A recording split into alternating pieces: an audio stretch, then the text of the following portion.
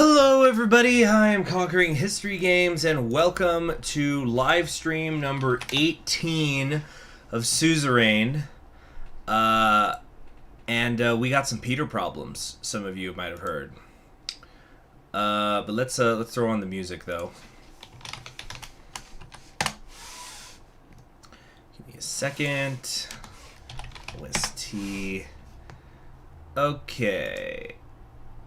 Oh shoot, that's loud. Alright. Yeah, here we go. Okay. So, Peter has confessed, but the economy is up, and that's what matters. I'm actually not sure what's going to happen next. It looks like we're getting some growing problems here. We're getting sanctions from Volksland. And what else is going on? I don't know. It's the start of a new day. So for those of you who didn't catch the last stream, in case you've forgotten, Peter confessed that he has been having an extramarital affair with our secretary.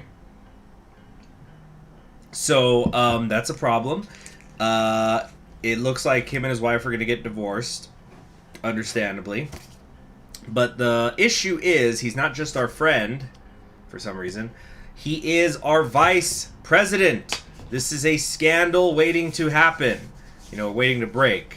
You know.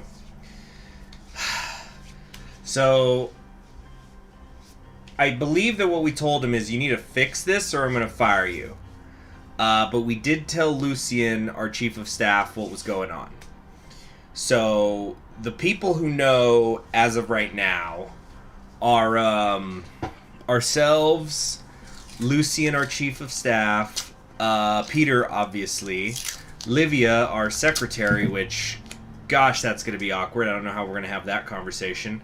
But I think we're meeting with Lucien right now before she even comes in. And Peter's wife, Evelyn. So let's get to it. Start of the day at the palace. It was early in the morning after my talk with Peter. The sun was just beginning to peek over the horizon. The Maroon Palace was empty, save for a few cleaning staff. I entered my office to find Lucien already waiting for me. Yeah. Serge is correct. Let's not do spoilers for the sake of people in the chat who maybe don't know what's going on. Or, heck, I don't even totally know. Mr. President, thank you for meeting with me at this hour. Yeah, Peter's wife, Evelyn. I already said that.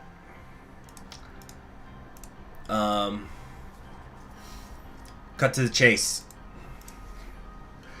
Very well. I'm pleased that you chose to call me after your conversation with Mr. Vector last night, although I was already aware of his illicit relationship with Miss Suno. How did you find out? Why didn't you tell me? I'll get to that. On its own, given Mr. Vector's established reputation as something of a playboy, this affair is unlikely to cause much damage. However, a more troubling possibility has been brought to light. A recent conversation with Mr. Hailstone, our whistleblower from Rumburg, revealed the presence of a spy within the Maroon Palace. I believe Miss Suno's our role. She's been using her relationship with Mr. Vector to gather information. Jesus fucking Christ. Peter, why couldn't you just keep it in your pants? Oh my gosh. I'm just stunned at how bad this is. It's just, oh man. What are we gonna do, y'all?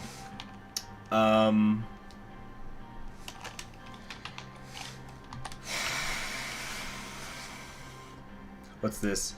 Nicholas says, I knew she was a spy. I believe that y'all thought that she was a spy, though, for the oligarchs. This was not exactly what we thought was coming. Oh, man. You know, I need to check the codex for something.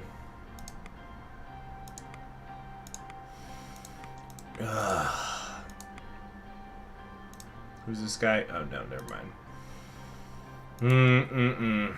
Mm-mm-mm.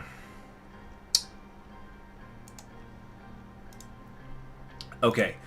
So, a spy's a spy. It's not just an affair. It's an affair with a Rumbergian spy. The press will love this. Oh, my God.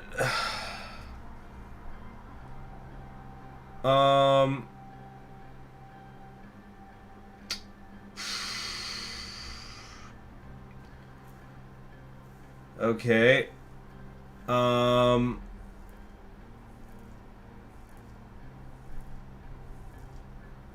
Okay. There's a search bar at the top if you can't find it. No, I'm just trying to think what I want to respond here. I'm just gonna laugh. Yeah, like laugh incredulously. Like just what the fuck is happening? Yeah. I wish I was wrong, sir, but I've just come into possession of this. Lucian reached into his coat pocket, pulled out an audio tape, and fed it into the reel-to-reel machine on my desk. This was recorded in the palace at 1809 on the second day of your trade visit to Lesbia. He pressed play and I heard Peter and Livia's voices. Are you sure everyone's gone for the day? Relax, Liv. No one's working that hard with President Stick-Up-His-Ass off in Lesbia. Fuck you, Peter. Why is he our friend? How? Livia giggled. I heard the sound of kissing, then of drinks being poured. I'm glad you stayed behind. Did he tell you how it's going over there? Do you think there's a chance they'll form an alliance? As a matter of fact, yes. He and Prime Minister Alvarez just sealed the deal.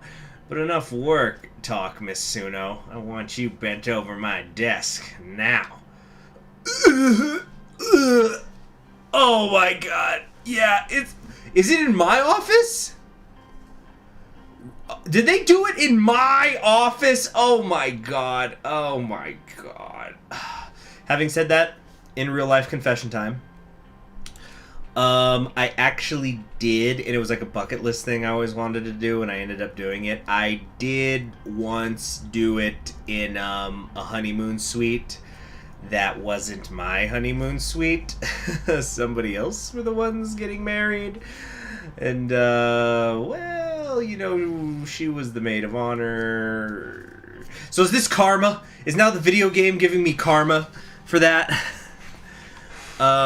Look, I had just come from an FTX. You know what? We're not even going to get into it. Okay, so Lucian grimaced and switched the tape off. Oh, good. I don't have to hear Peter's grunting. Let's see here. So, this is indeed cause for... Let's see, what's this? And then what happened? Lucian, did you listen, Lucian? It's like True Detective Season 1, right? You gotta watch the whole video to see if anyone takes off their masks. You don't need to hear the rest of it. The important thing is, why so much curiosity about these particular alliances, if not because they could strengthen us against Rumberg? And that's not all. I found her resume on file, and there's a year-long gap between her finishing secretarial school and beginning her career. Normally this would have been looked into, but Miss Suno was hired before a background check could be completed by one Peter Vector. God fucking damn it. Just then there was a knock on the door, and Livia opened it cautiously. Good morning, Mr. President. Mr. Gallad, I didn't realize you'd be in so early. Can I get you some coffee? Wait for Lucian to say something. I'm just baffled at all this.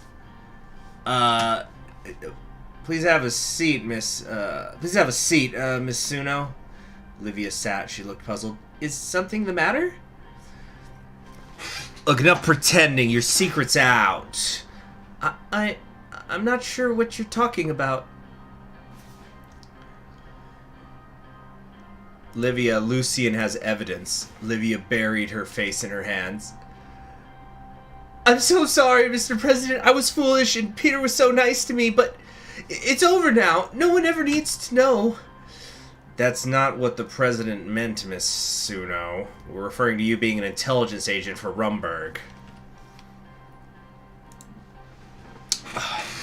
Livia sat upright. She looked shocked.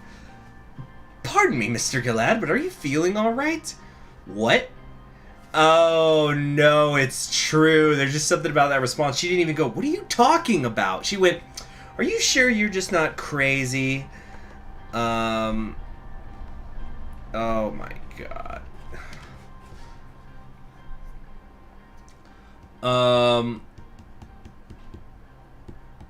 Don't play dumb, Livia, if that is... Okay. He's fine. What do you have to say for yourself? Let's work on this. Mr. President, I understand if you don't want me to keep my job, but why smear me with outlandish accusations? Miss Suno, indulge me for a moment. What were you doing in the year 1951? Livia's face flushed. Yeah. If you must know, I was working as a cigarette girl at Porto's. It's a Lacavian saloon. I was saving up so I could afford my own place in Holsword. Here's the proprietor's number if you need to double check. She scribbled a telephone number on a piece of paper. Lucien snatched it up. I know this was before the age of cell phone contacts, you know, but you're going to tell me she remembers the number of the person she worked for 2 years ago? What? Lucien snatched it up.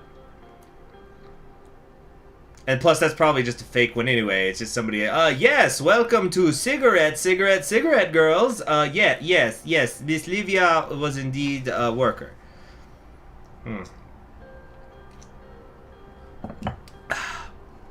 It's 56? That's right! We're not even in 1953 anymore, so who the hell remembers a number of a place they worked at 5 years ago? Where was I working 5 years ago? Jesus, I was still in the army. Anyway, why have you been asking me so many questions about what I do? Why were you asking Peter about my alliances? Why were you so eager to help David back in Benfey? I don't even remember that. Why are you asking Peter about my alliances? To tell the truth, Mr. Rain, I was hoping to run for office myself someday. I want to make a real difference in the world, like Miss Morgna or Miss Walda. But I guess I messed that up by getting involved with Peter. Now they're just gonna say I slept my way to the top. Wait, how did you know about that conversation? There was a loud pounding on the door. Peter barged in without waiting for an answer. He was unshaven and wore the same clothes as the night before. I came as soon as I heard the three of you were in here. Anton, what the hell are you doing? I told you I had this under control. What do you mean heard? There's only the three of us here. What the fuck are you talking about?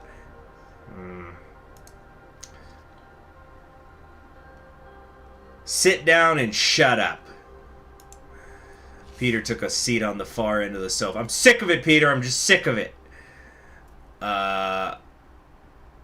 Let's see. Peter took a seat on the far end of the sofa. He looked over at Livia and noticed her troubled expression. God, why involve her? This is my mess. She did nothing wrong. Well, there's a small chance she could be a spy. What? I have reason to believe she's been relaying information to Rumberg. Information that you leaked to her in your carelessness. Lucien rewound his tape and played it again. As Peter listened, his eyes widened in disbelief. Lucien, you rat bastard! You've been bugging my office! Okay, so they didn't do it on my desk, at least. I'm sure there's an explanation for this. I'm being centrist right now, instead of just throwing Peter under the bus, which I should. Both Peter and Livia were glaring at Lucien now. He looked unrepentant. I had noticed the Vice President's behavior becoming increasingly erratic and unprofessional over the past months. I wanted to get to the root of the cause. So you wiretapped your old goddamn colleague? And for what? You been getting off on this, you pervert? Certainly not. I believe that along with the Rumberg whistleblower's admission that there is a spy in the palace and certain gaps in Miss Suno's resume, this tape makes a compelling case to investigate the Secretary for espionage. Whether or not the investigation yields positive results, Mr. Vector ought to be held accountable for his willingness to divulge such sensitive information. He ought to stand trial, or at the very least resign. Peter's jaw dropped. Livia stood up. If I may, Mr. President, I've been paying attention to what goes on in the palace. Not because I'm some sort of double agent, but out of genuine interest. Hard as that may be for you to believe, Mr. Galad. She scowled at Lucy and then turned back to me. And from what I've seen, this man has been attempting to undermine your vice president at every turn, perhaps with the goal of replacing Peter himself. What? Oh, yeah, because the chief of staff is next in line for the vice presidency. I must have missed that part of our constitutional reforms. The whistleblower said there's a spy. Why should we trust him? You think it's like a double bluff play?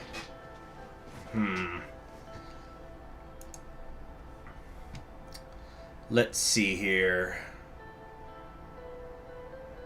Nonsense. Lucien's been nothing but loyal. Deadly loyal. Loyal to you, that's true. He can never stand me. Lucien frowned. My personal misgivings about Mr. Vectorn aside, I would never do anything to harm this administration. Mr. Vectorn, on the other hand, has at best committed adultery and at worst delivered state secrets straight into enemy hands. Who could I believe? Lucien, can I speak to you alone for a moment?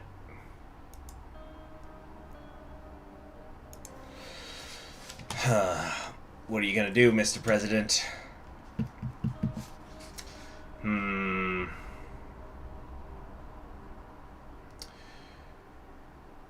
I believe you. We should investigate Livia. We need to just investigate her. It's not like we're having her executed right away. Although, why would we let them leave the room? What if they run for it?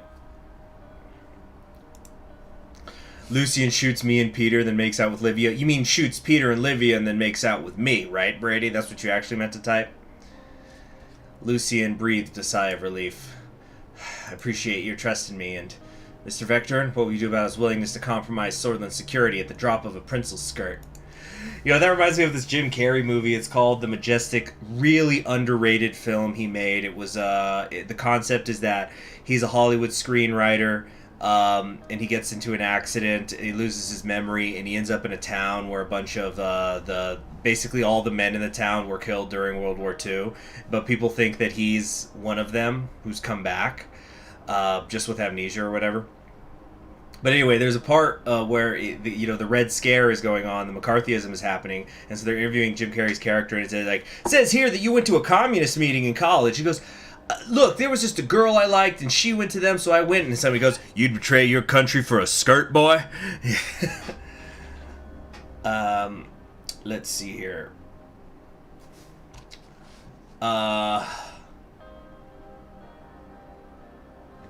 Let's see. What will you do about his willingness to compromise Swordland security? Peter did what any man would. You'd understand if you weren't a workaholic. Lies! Lies! This is defaming men. Alright. I'll decide that once we have the results. Centrism. Very well. Yeah, alright, we go to knock outside and say, alright, you two get back in here, and they're doing it in the hallway. It's like, god damn, you can't fucking stop, Peter, can you? Very well. Just keep in mind you may need him to shoulder the blame for this. Lucien adjusted his tie. I'll apologize to Miss Suno and tell her this has all been a misunderstanding. We can't have her running away during the investigation. I'll do it myself. She's too suspicious of you. Very well, sir. You know, she'll believe it more.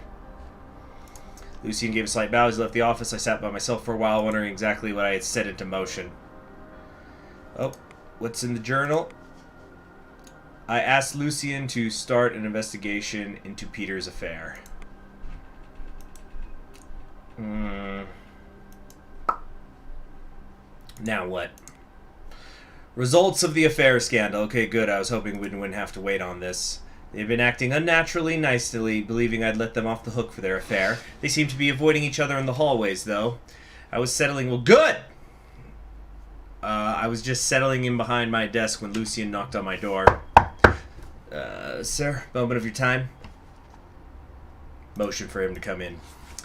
Our security team traveled to Lakoven to speak to the owners of the pub Miss Suno named. They confirmed that one Livia Suno had worked there. Maybe the description of her did not match that of your secretary. She killed somebody and took their identity! However, it did match that of an unidentified corpse that washed up in Lenkirk Bay 2 months before your inauguration. If that was Livia Suno, who's the woman working for me? Further investigation by our operatives in Rumburg matched Miss Suno's description to a woman named Ilana Vance, last seen graduating from Crimsat Political Sciences Institute. Our whistleblower from Rumburg recognizes the name Vance as belonging to a deeply embedded covert agent, though he had previously assumed it was a man. That lying two-base succubus. Oh my god. No, that puts that lets Peter off the hook if it was a succubus that got him. You know, she used her demon powers. How could we have missed all this? As mentioned, Miss Suno was hired without any background checks. It's possible this all could have been avoided. Had any of Mr. Vecturn's blood flow been directed to his brain when he selected her? But none of that can be helped now. The question is, what are you going to do, sir? What do you mean I'm going to murder them both? Oh my gosh. I'm going to have Peter castrated.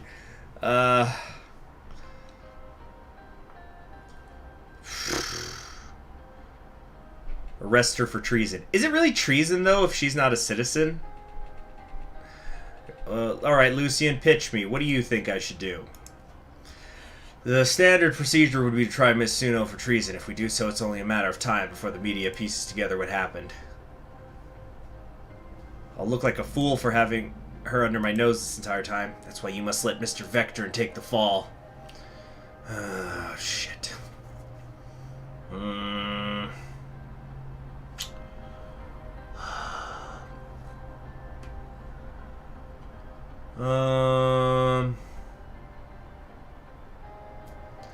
What are we gonna do? What are we gonna do here? We can say I know his actions were problematic. Yeah, no shit!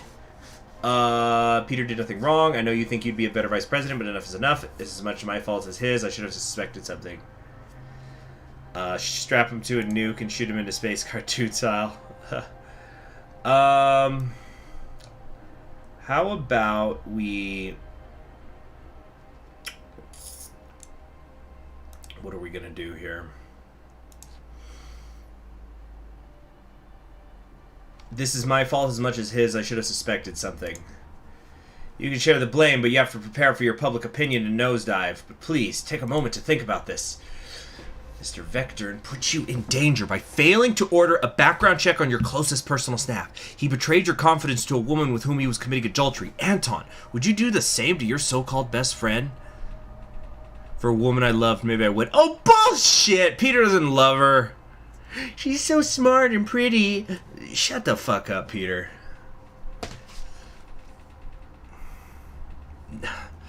You know what, having said that, this really hits me because, I don't want to get into it, but, like, the details, but I was having a situation last year where kind of the revelatory moment was, like, basically, or I thought, okay, what if one of my friends was in my shoes? What would I want him to do? You know, got to kind of think of myself as my own best friend or something, you know? So remember, have some self-esteem, folks. I wouldn't. Lucien sighed. I'm your chief strategist. I've advised you on what I believe is the best strategy, but of course the ultimate decision is yours.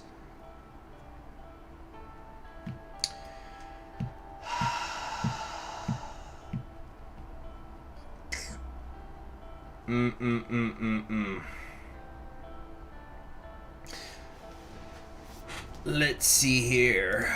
What do I want to do? Peter loved that tight wussy. You need to make Peter coom yourself so he doesn't do this kind of stuff. Oh my god.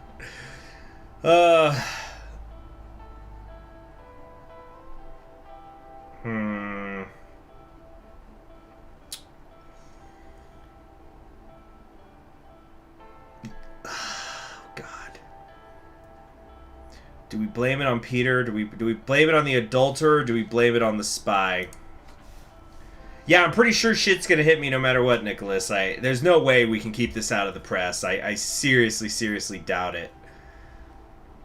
Like, well, we're gonna put her on treason. We're gonna put her on trial for treason. We're gonna expect her not to make a fuss in court. You think she's not just gonna start screaming, "I was banging the vice president!" as soon as she like what if you know she's quiet the whole way, thinking that she can maybe get a not guilty verdict, and then like she gets hit with guilty, she just goes, "I was banging the vice president. Everybody knew. You know there. You know what? I can't decide whether to blame the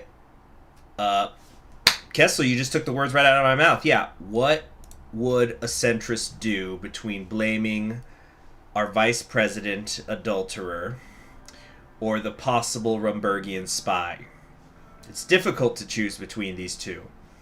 So, I will choose the middle between 1 and 3, that being 2. I will shoulder the blame along with him.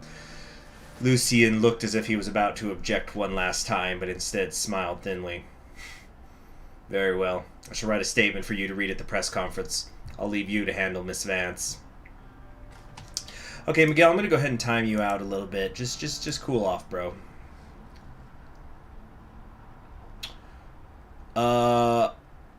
Thank you. Lucien nodded and walked out. I called Karl Gracer from my desk and explained the situation. After a few minutes, I rang for Livia. She entered my office. Is there something you need, Mr. President?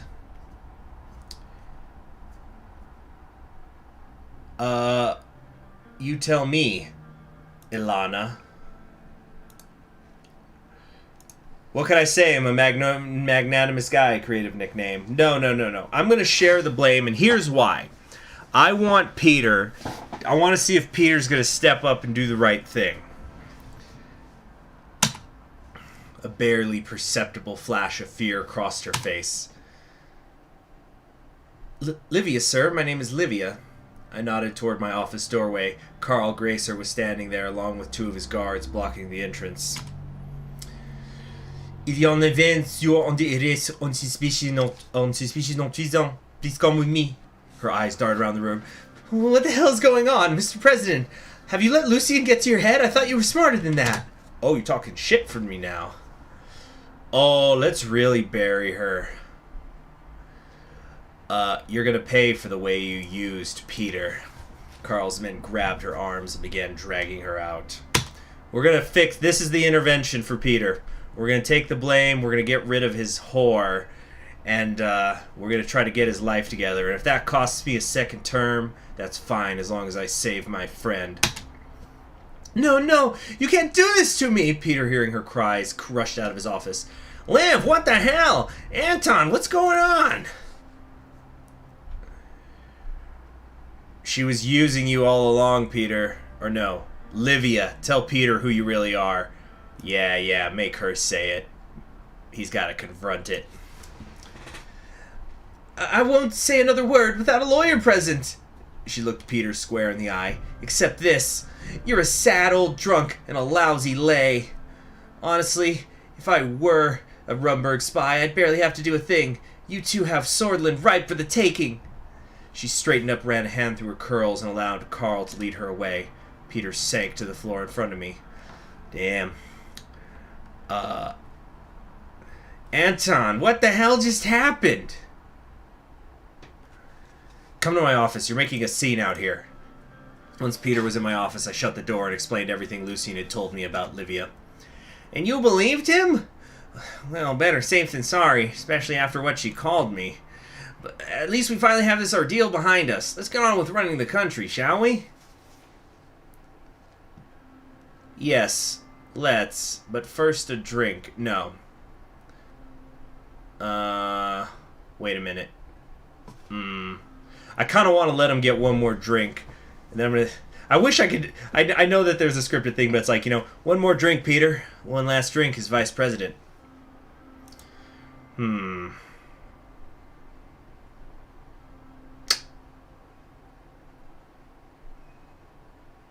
First a drink. Peter eagerly nodded, then thought better of it and shook his head. No, my drunken idiocy got us into this mess in the first place. Now you're thinking, boyo. It's gonna be a whole new me from now on, Anton, I promise. I watched him leave. A whole new Peter. I hoped he was right about that. No. Last checkpoint. No.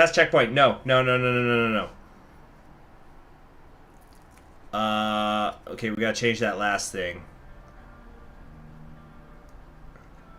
No, it looks like I just let him off the hook. No, I think we have to go with I gotta tell him so that we're gonna shoulder the blame.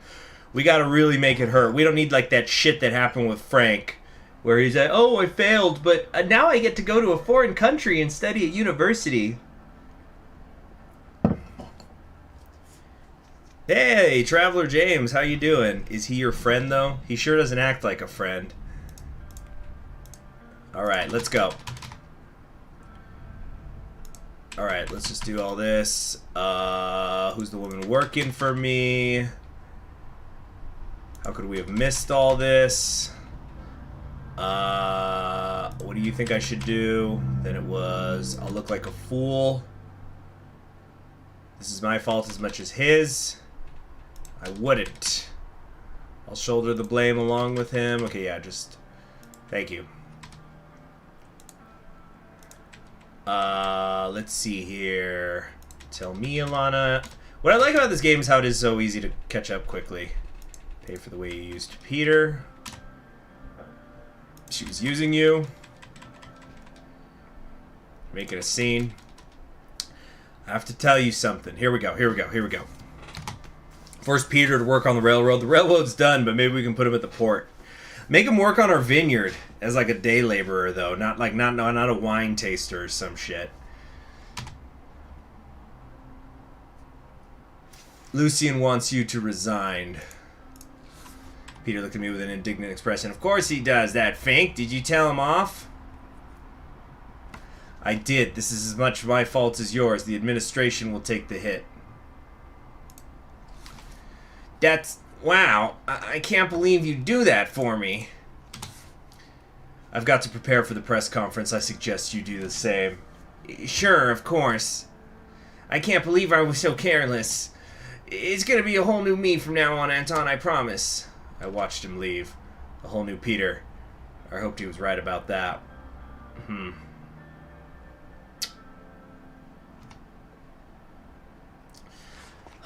Peter, too busy thinking with his Peter. Yeah, but how about that? Nicholas is right, but how about that economy, though? And that's how the press conference is going to go. It's like, my vice president has been a drunk, he's a lush, he's an alcoholic, and a lot of other words in the dictionary.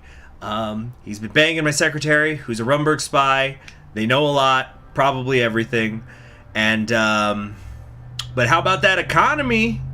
Huh? Huh? We got like 6 bars, people, eh? Alright, let's keep going. Press release. It was the morning of Livia's trial, and hordes of reporters were gathered in front of the state courthouse. Peter, Lucien, and I stood by the entrance. Wait, what's the country overview? What's going on here? Order. National security has been breached. And what's going on here? Lucien told me Livia Soon was actually a Rumbergian spy named Ilana Vance.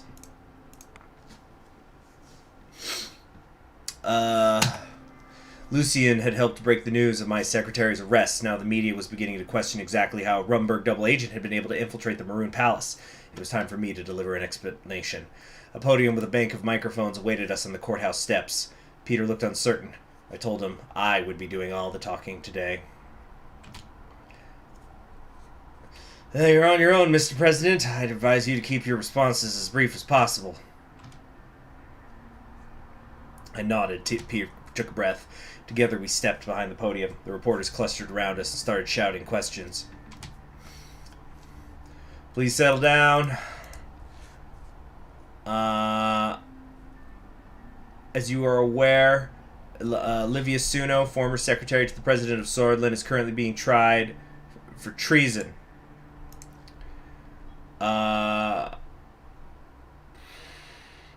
Rest assured, a security breach of this magnitude shall never happen again. However, the fact remains she should never have been allowed to infiltrate our administration in the first place. I and Vice President Peter Vector would like to take this opportunity to apologize for our disgraceful lack of oversight. The journalist gasped and murmured. Peter turned to face me, his mouth hanging open. Let's see here. In falling victim to seduction, Mr. Vector displayed a lapse in judgment, but as your president, I bear the brunt of the responsibility. I have failed in my duty to keep this country safe and secure. I hope I can regain your trust.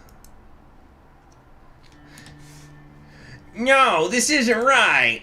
Sweat was beading on Peter's brow. He grabbed the closest microphone. Baba Booey, Baba Booey, Baba Booey, Baba Booey! Please, don't listen to President Rain. It's all my fault. I was drunk and reckless. I broke my marriage vows. My selfishness compromised the Rain administration and all of Swordland.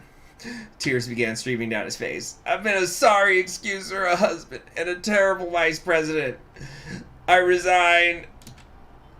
The crowd became even louder. I turned away from the microphones and looked at Peter. Peter, I'm glad you did the right thing. Thank you. I owe you this much after what I did. The reporters were now waving for us. One woman in the front row looked particularly insistent. Hey, it's generic reporter lady again. Mr. Vector! You know what? Let him go. Let him go. Let Peter take the question. Is he gonna kill himself? Oh my god, that would be dark. I nodded at Peter to take a question. Are you implying that you and the covert agent posing as President Rain's secretary were engaged in intimate relations? Is that what implication? Didn't we just say that? I don't know. Yes, and it wasn't the only such affair. God damn, Peter, you're confessing to shit no one asked about. Whatever. You know what? I actually want... This is good. Let him get it all out. Let him get it all out. I abused my power as vice president to take advantage of multiple young women. I deeply regret my behavior, though I recognize that will never change what they went through. Evelyn, if you're watching this, I don't expect you to ever forgive me. Just know that I'm sorry. Mr. President, were you aware of these affairs as they were happening? Gesture to Lucian in the press conference. Yeah. This ain't sex times of the rich and famous. Lucian interjected. Neither the president nor the vice president will be taking any more questions. Thank you. The reporters reluctantly dispersed. Finally, Peter lowered his eyes. I guess I'll go to the palace and start packing my things then.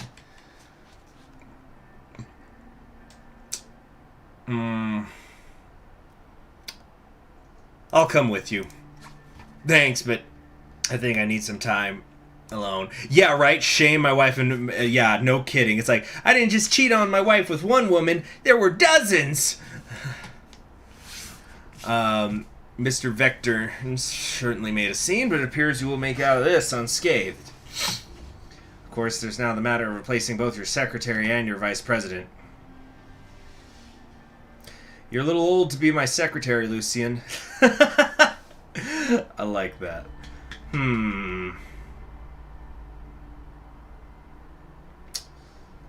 What do we want to say? I kind of want to say it as a joke. You're a little old to be my secretary, Lucian. Very funny, sir. We walked back up the stairs to the court to watch the rest of the trial. Hey, we gotta laugh. We gotta laugh about some things, Gotta find humor somewhere. So the codex has been updated. Vice President Peter Vector has decided to resign. Let's see what his codex says now. Politician who currently serves as Vice President of Swordland. Except he doesn't. Not anymore. Maybe we have to, do other things.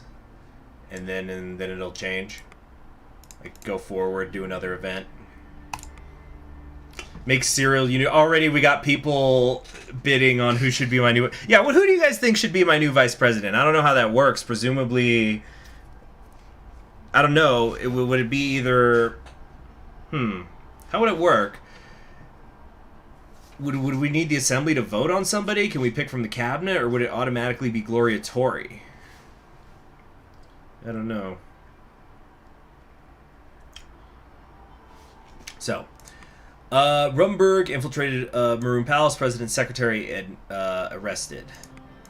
President's secretary arrested for treason. Oh, what's the radical have to say? This is always fun. President Vector cemented his place as the most pathetic vice president in Swordfish history after revealing that he leaked sensitive government... excuse me. After he leaked sensitive government information to Anton Rain's secretary, now known to be a Rumberg spy. After Rain attempted to blame himself for the leak, Vector tearfully assumed full responsibility and implicated himself in multiple extramarital affairs before resigning from his position.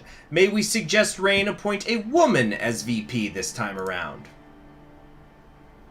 Gloria Tori's a woman. And then he just cut to the editor of the Radical going, "No!"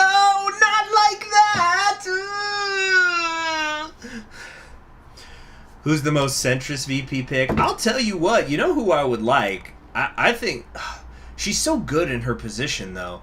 But I think Nia would be awesome if we were picking a woman. Kiara's too controversial.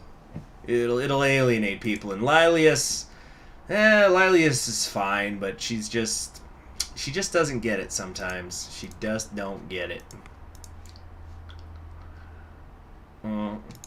Lucian's a true centrist, never said his position.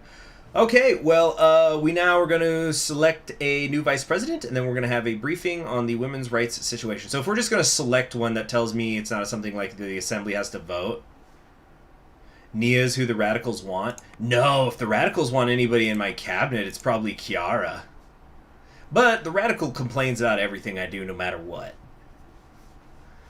No, Nia is completely centrist.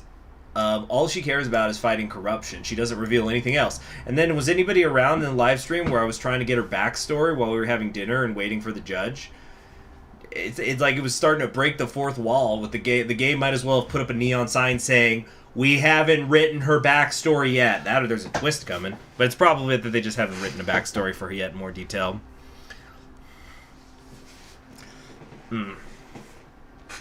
Who is still alive determines who you can pick. That and other promises you might have made. Does that imply that I could have taken paths where members of my cabinet died? The whole chat are Lucian fanboys. Alright, anyway, let's do this. It was here, the day I'd been dreading since Peter's resignation. At the entrance to my office, my new secretary Sylvia took my hat and coat. She was a matronly woman in her 40s. She had a spotless background assisting various Maroon Palace officials. You see, didn't I... Okay, I don't... Obviously, this is like the 18th live stream of that, but didn't way back I even bring up, like, why was somebody in her 20s my secretary? Because, like, you know, being the president's secretary is pretty serious business. Yeah, this makes a lot more sense. You get somebody who's been a secretary, you know, administrative assistant for like 20 freaking years. She had a spotless background assisting various Maroon Palace officials. Yeah, you see, here's the weird thing though with getting Nia if I made her my vice president, which I don't even know how this works. I'm just like speculating like if I could pick anybody I wanted in the game. She's kind of so good at her job in the Ministry of Justice that I almost don't want to move her. Anyway. Replacing Livia had been easy, but replacing my vice president would be difficult. Swordish law dictated that if a vice president failed to complete his term, new candidates were to be put forward by the members of the cabinet. Oh, so I don't get to pick? My cabinet chooses the vice president for me? Huh, interesting. There's a vote. Okay, I'm seeing vote, so I'm guessing we're going to get options and y'all want to vote on it? Okay, we might do that. After much deliberation, the list had been narrowed down to 3. Lucian Galad was the front runner, followed by Gloria Tori, a.k.a. actual Margaret Thatcher, all jokes aside, and Albin Clavian. Oh, hell no! Hell no! I'm not even going to put him on the ballot. Fuck you guys. No way. It was up to me to decide who would fill Peter's shoes. I want to chat with them one-on-one before making my decision. I just had begun to settle at my desk when I heard a knock on the door. Lucian entered and perched on the chair across from me. Sir? You know why you are here. I do. In my current capacity as chief strategist, I've evaluated the experience and capabilities of your potential vice presidents. Objectively, I am by far the most qualified candidate. Yeah. I would advise you not only to think about our long history together, but also the many crises I have helped shepherd you through. I won't say much beyond that. I believe my work speaks for itself. The public might gossip about your lack of a wife. Oh, frickin' yeah, what is Coroni's newspapers gonna go? President and vice president having affair? You wanted Peter's job from day one. How do I know you want to drive me ousted next? When did he ever... No. So basically, Clavin is the reformist. Gloria's the conservative. And then Lucian, we don't even know. Yeah, you know what? Let's start. You know what? No, actually, no, I was gonna make the poll, but let's not make the poll until Everybody's spoken. Why would the public might gossip about your lack of wife? You know, I kind of want to see what he's going to say about this. Considering where Peter Vector's proclivities got us, a vice president who is wholly uninterested in members of the flesh would be a refreshing change. Lucien got up from his chair. I expect you will make the right decision. He left my office. Just a minute later, there was another knock on the door, and Gloria Torrey came in. Well, hello, Mrs. Torrey. Look who needs who now. You remember how you pegged me in front of all my viewers? Huh? Oh, what's that? Oh. There we go. Oh, there it is. All right, thank you very much for the super chat. Margaret Thatcher is dead. Mr. President... I must say, I was not surprised at all when my name was put forward. Don't try to act like you're in charge, Gloria. Don't you fucking dare.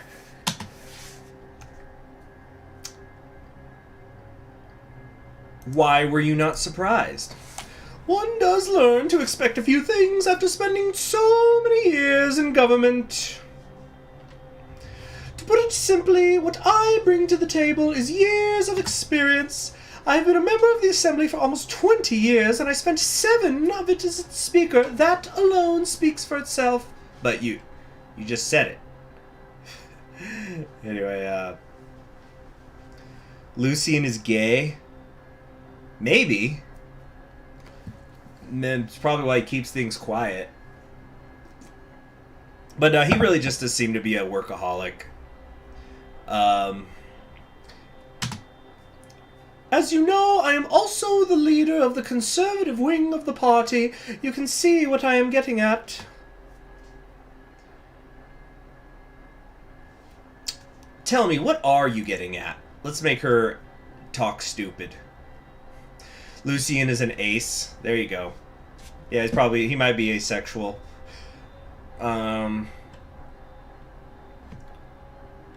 Let's see here. Well... I will be blunt. Being the leader of the conservative wing means that if I am the vice president, we would have more votes. This would allow us to pass bills far more easily, especially if those bills are aligned to my bloc's causes. We already passed our reforms. I'm going to say we are already aligned. Yeah, I'm the president of the party. Okay. Let's see here. Then that makes things easier, doesn't it? I want you to know that I value order over everything else, Mr. President. Being the Speaker of the Assembly requires principles, nerves like steel, like iron, you might say. Some might say I'm some sort of iron lady, and a determination to uphold proper conduct. You can expect to see the same of my vice presidency.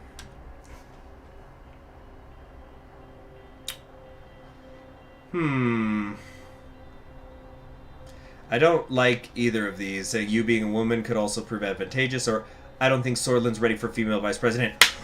Oh, dude! Oh my gosh! Remember how she made our wife step down from doing that speech because she said, "Oh, they're not ready. No.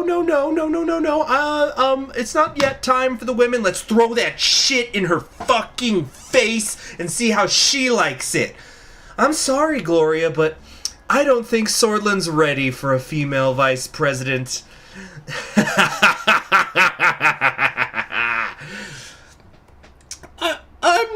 I'm gonna give her a stammer like I just got her shook.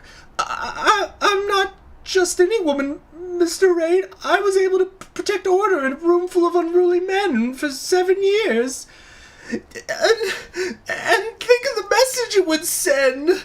Yeah, I just 360 no scoped her exactly. Hold on a sec.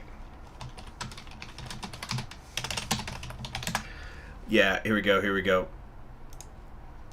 Get your headphones ready. Yeah, I'm sorry, but we're not ready for a female vice president. Oh, baby, a triple!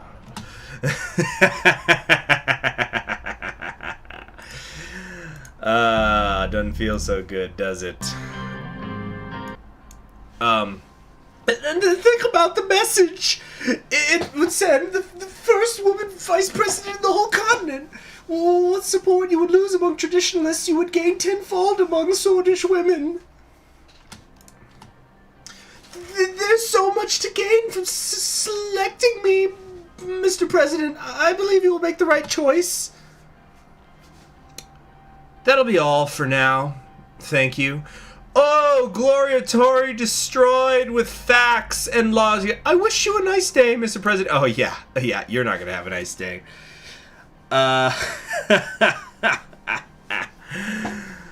Let's see. Gloria made her way out. A minute later, there was another knock at the door. This time, it was Albin Clavin's turn. How did we have this guy speak again? I don't even remember. Fuck him. Clavin is a Swordish politician, whatever. It's a great honor to have been chosen as a candidate. Really terrific. I'll be straightforward. Why should I pick you? As you know, I represent the reformist wing of the party. What Swordland needs today is to not only catch up to our more modern neighbors, but to surpass them. I believe we can do that. No, I'm sure. However, this will only be possible if we set aside our differences and unite as one. That's the outlook I wish to bring to the position of Vice President, so that Swordland can excel and soar to new heights. Alvin is Boomhauer from King of the Hill. That Swordland can excel and soar new heights. Yeah, let's make him sound stupid, because I hate him. Let's see here, yeah. Albin Clavin is Boomhauer, King of the Hill. Yeah, I like it. Why are we betraying Peter, though? Christopher, that train left the station a long time ago. We don't need a vote. We all know who would win. I guess so, but this is still a democracy. I did not ask about your opinions. What can you provide me with? Very well. The fact is, if I'm the vice president, reforms members of our party would be more likely to support you and your cause. This is smooth the passage of bills and help move our administration and our country forward in record time. That's okay. If you join the administration, that is. I don't think that's likely.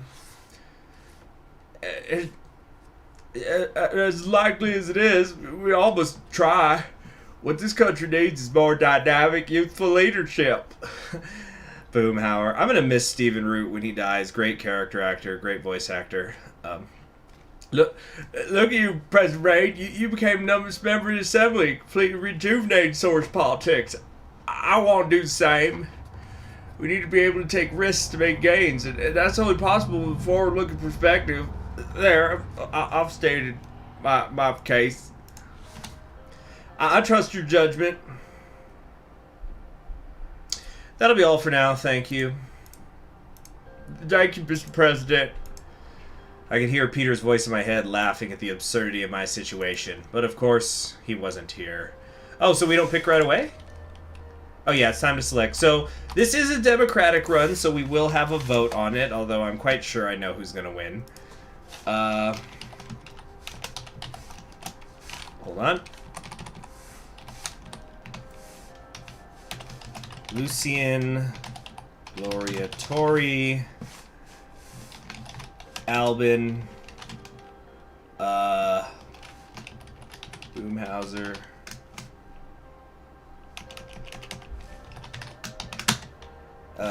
hold on.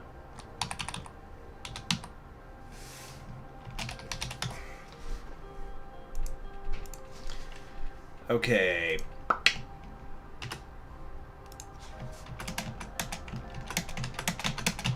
All right, the polls are open. Okay. Polls are open. Y'all got a couple minutes. Oh, in the meantime, it looks like Peter's thing finally updated. Former Vice President of Swordland. In 1956, he was involved in a huge scandal that led to his resignation as Vice President. According to reports, Vectorin had an intimate relationship with a foreign spy who had infiltrated the administration and was blamed for leaking classified information. He resigned from his post shortly after the scandal broke. Alright. So, let's get voting. Yeah, yeah, yeah.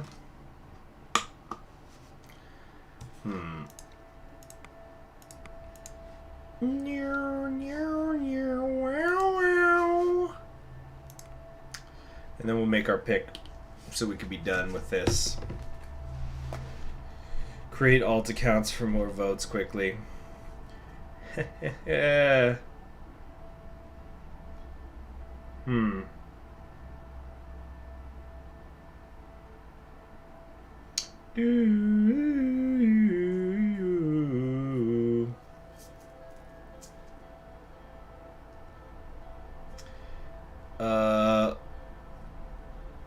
Alright, well, wow, you guys actually voted kind of quick, and most of you did as well. But it looks like the winner... We're not going to have a runoff, just to speed things up here. The winner is Lucian! And 3 people actually voted for Clavin. Alright, so here we go. The vacant position needs to be filled. The vice president position remains vacant after the events of the scandal and has to be filled by a capable person that the administration and party can trust. Several options have been laid out by the cabinet, and we need to make a decision immediately.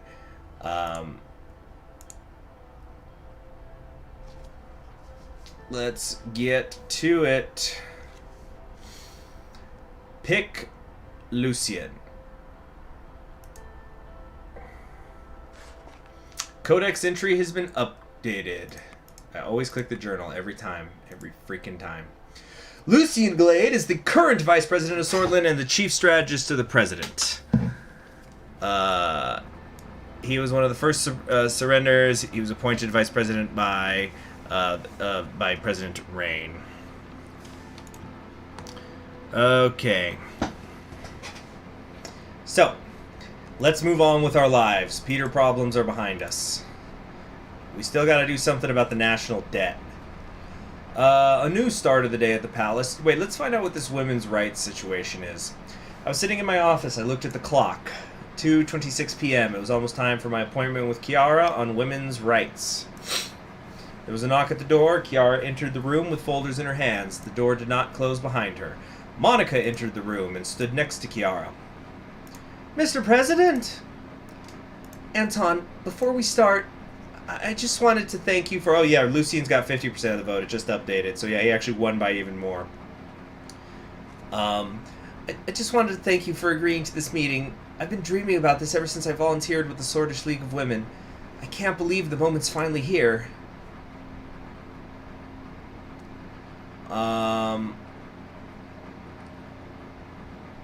Anything to make you happy? That makes it sound like I wasn't going to do this anyway. I shouldn't say that. I shouldn't say that in front of Kiara, you know? Let's see here. We're going to say, I think both of you together could finally bring change to Swordland. I hope you're right. Kiara sat down on a chair and laid down the folder she was holding. First off, Mr. President, I wish to thank you for pushing a decree on establishing gender equality in education. I know this is something I've been trying to accomplish since my appointment as minister. The situation in the public schools was disturbing for me. With that said, we still have a long way to go before Swordish women are able to enjoy the same rights and privileges as men.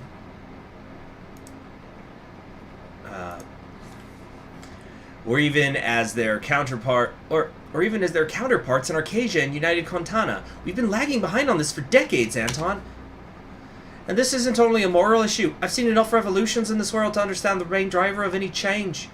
Money. She flipped a folder open and started pulling out documents. In United Contana, law dictates that women earn the same wages as men in their respective fields. My research shows this led to a 15% increase in productivity. You could say this had a direct influence on their superpower status.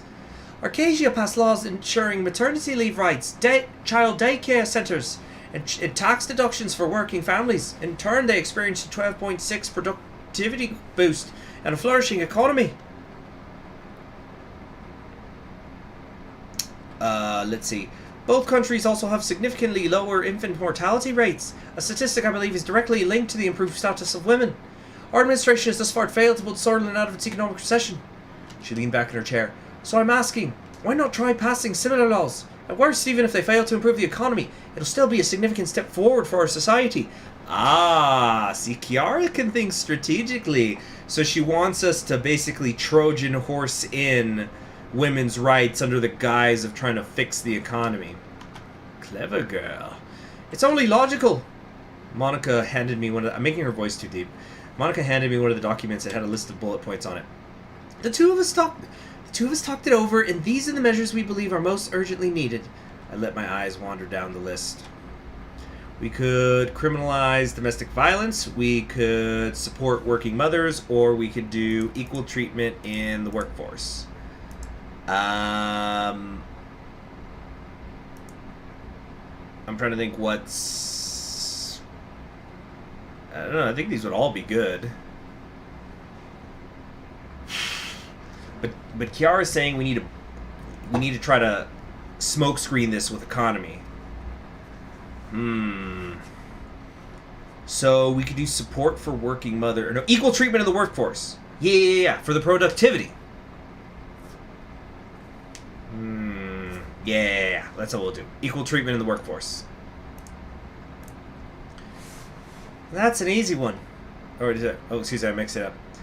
Right now, Swordland is one of the continent's largest pay gaps between men and women. We need legislation ensuring that a woman doing the same job as a man is paid the same wage.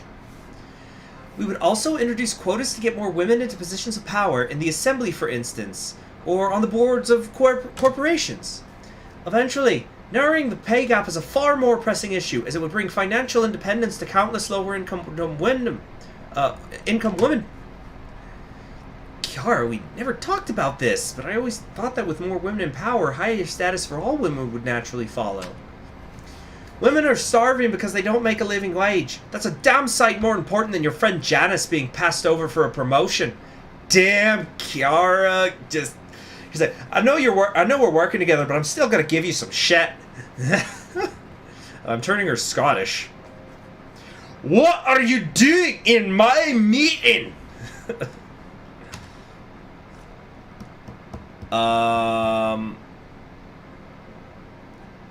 Let's see here. I could say, I don't see a problem with quotas, but tackling the pay gap is much more urgent. Quotas seem far easier to implement than equal pay laws. We should start there. Or quotas are a terrible idea. People should be hired on merit, not simply because of their sex.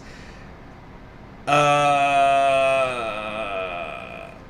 Kiara shouldn't have gone for the Janice line. That was a bit much.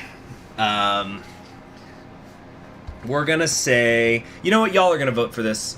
Although, no, never mind. No, you're not. We gotta get moving. The quotas... Yeah, it says easier to implement. That might be easier to pass a law, but that's gonna cause trouble. So what we're... Because it's also gonna be in the assembly, so what? We have to have a mandatory amount of women in the assembly? People are gonna throw a shit fit. No way. Let's just go with the pay gap. People should be hired on merit, not simply because of their sex. No, I don't want to say... You know what? I would want to say that, except I don't want to say quotas are a terrible idea, because then that's insulting my wife. We're just going to say the quotas are good, but we got to do the pay gap. Centrism for the win! Monica gritted her teeth. Thank you, Mr. President. Oh, so we can still do more stuff. Oh, we're going to get to do all of these, I guess. Okay, support for working mothers. Let's keep it in the economy. Kiara nodded. It simply isn't fair that women in the workforce are punished for having children. Remember what I told you about Janice? My friend who... Oh, dude, don't bring up Janice right now. Remember what I told you about Janice? My friend who basically got fired for becoming pregnant? That would never happen to a man. Paid maternity leave and state-subsidized daycare centers should be key to keeping more mothers employed.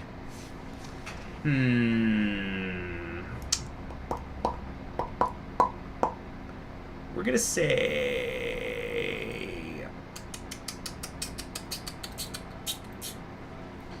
I don't want to reward women for choosing work over raising their children. Oh, not gonna say that. It's true, having children never hindered my career prospects. It shouldn't hinder a woman either. I'll have to think about this. Or Monica, you always said you never regretted giving up a career to raise Frank and Deanna.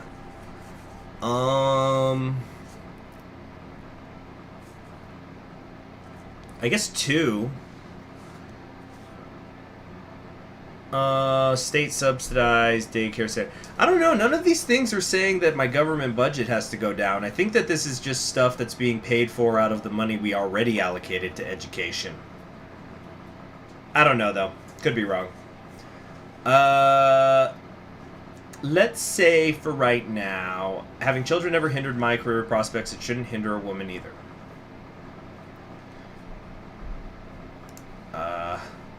Get you canceled on Twitter. Yeah, it was a friend of mine. That's funny that you say that because I have a friend who spends way too much time on Twitter, and he was trying to go on about something Burger King said today, and it was just whatever. And then I think he was annoyed that I wasn't upset, and eventually I said, no, you're right. Burger King is finished. Twitter's upset at Burger King. It's game over for them.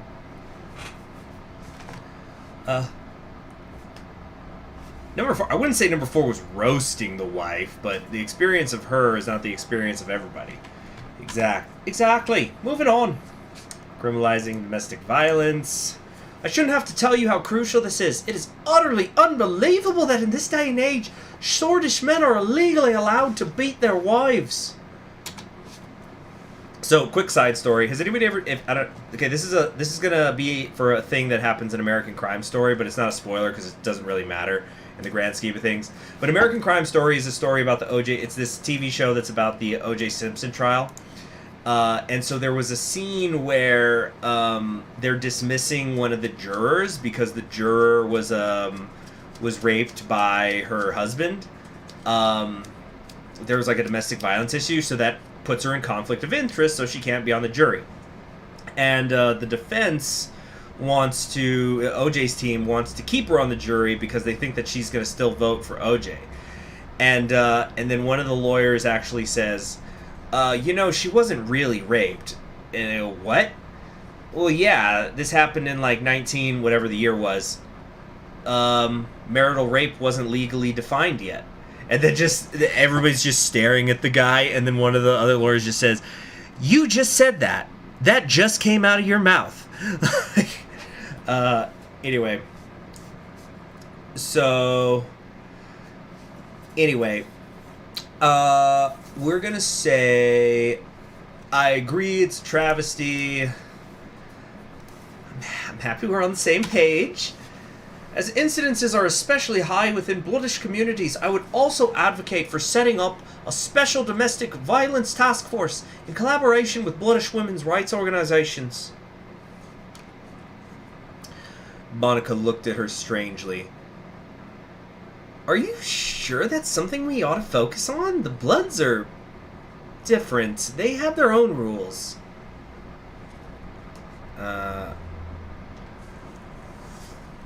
Monica, I'm surprised at you. We can't let women suffer under the patriarchy, no matter their ethnicity. I'm still not sure criminalizing domestic violence is a good idea for the Bloods or anyone else. What the fuck does that mean? What? Are you kidding me right now? What the... No, seriously, what the fuck is that option number 1? Let me read it again. I'm still... Can you imagine saying this out loud, considering what I just said? I'm still not sure criminalizing domestic violence is a good idea for the Bloods or anyone else. Jesus, we're not talking about, like, criminalizing... I don't know, what would be something actual controversial that people might say, oh, is that wrong now? Is that wrong? Jeez, we ain't criminalizing putting creamer in your coffee, bro. What the fuck is that? Alright, well, we're not doing that. We could say, number 2, we should lift up all swordish women, Bloods included. Or number 3, the Bloods have their own ways of settling these issues. We're gonna go with lifting up all swordish women, Bloods included. That was weird. Okay. I can't imagine how to... Let's see, Miguel says, I am officially simping for Kiara now. I think every woman here has had somebody simping for them in the chat at one point or another. We've had Nia simps. We've had, well, nobody's been going after Monica, which thank you for respectfully doing that, because she's my wife. We've had people simping for... God, we had people simping for my secretary. You will all be placed under investigation, everybody who did that. There were some Lilius fans out there. I think the only ones there wasn't anybody for Evelyn, but Evelyn was only in like one scene. She had like 2 sentences at the beginning of the game. That's it. Anyway, we can discuss the particulars once the law has passed. That covers all subjects. What are your thoughts so far? Oh, sorry, that was still her speaking. What are your thoughts so far?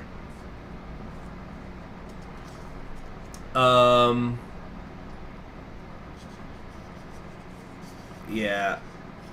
Vesic simps, am I right, guys? Right, guys? Oh, come on, who? Look, I'm not gay, but there's probably some Wessex simps out there. He's got, look at him, he's so dignified looking. He's got a great smile. Come on, Vesky. Come on, Vesky simps, rise up in the chat. Where are you? But let's see, you've made a good case for all of these changes. Thank you. If we can pull this off before the elections, the Reign administration will make history. Let's talk about how to proceed. I want to establish a commission for women's rights in Swordland with me as its head. Our goal shall be passing and implementing a set of laws to solve the problems we just discussed. Lucian is the best girl. Somebody else said, Kiara is the kind of feminist I stand behind. Monica really be posting cringe. Yeah.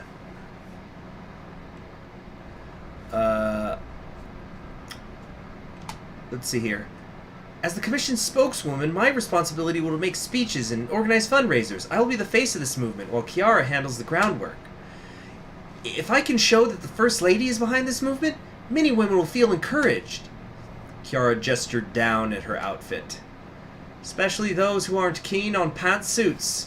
Yeah, you know, they probably should maybe change this art a little bit, because it just looks like she's wearing a dress with shoulders on it. It doesn't look like a pantsuit. Like, you can see a bit of cleavage. When I think of pantsuits, I don't think cleavage, you know? We got Sergey Simps representing. We got Peter Simps. Yeah, where's Ian? Ian was a big-time Peter guy. I'm not gay, but I would go gay for Sergey. There you go. The organization's name will be Commission on the Status of Women.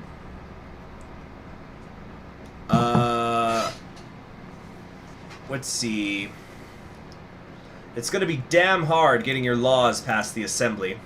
I know, but even a watered-down version would be better than nothing. One more thing to consider before making your decision.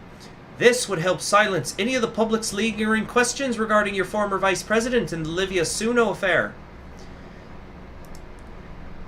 You have the chance to be a hero. Think about Deanna and her future. I hope you will make the right decision. They rose from their seats expectantly. I took a few minutes to think. I will approve of the creation of the commission and support your bill in the Assembly. Sorry, but the answer is no. You can try and run your laws by the Assembly, but they'll get no support from me. I don't see any reason, what, we want to piss off our wife? I don't think so. But also, like, yeah, I think we can pass this, guys. Like, it's going to give us the women vote. We're going to structure it as, like, helping the economy. I think I'm pretty popular because the economy's already doing well anyway. I kind of got out of that scandal scot-free. Education's going well. Healthcare is going well. I think we could do this. I will approve the creation of the commission and support your bill in the Assembly. Monica turned to her. That's all the excitement you can muster? You did it! We did it! Monica hugged Kiara. Kiara smiled uncomfortably. It's like, I'm not a hugger. Not a hugger. Look, I support women, but never touch me. Even a woman. Let's see. It's not over yet, Monica. The true battle is in the Assembly, and we will celebrate once it's done. I'll start gathering names for the commission tonight. Kiara started collecting her documents. She and Monica headed towards the door. Monica paused before leaving. I love you, Anton. I'll see you at home. I could hear Monica and Kiara talking excitedly to each other as the door closed behind them. Check the national overview thing. Yeah, you know, I think things were going well except for the military. The military's been intervening in the politics, but that's been there from the beginning. We've got outdated equipment. Oh no, yeah, we've got an unemployment crisis. Corporations are downsizing. We've got tax evasion. Wait, when was that a thing? When did that pop in? Bergia's economy is plummeting. Yeah, we got still some problems, but we're working on it. It's only chapter 3. We ain't at chapter 4 yet. Okay. I looked out my window over the city of Holsword. It was a clear day outside. Codex entry updated for Monica. What does that mean? Campaign assistant of the Swordfish League of Women before her marriage to Anton Rain. Kiara is a blue-collar feminist. Monica is the white, rich feminist. I don't know what her race has to do with it, but and I wouldn't. Yeah. Anyway, let's just move on. It's when I raised taxes on the corporations. Oh yeah, so they just started evading them anyway. Bastards. What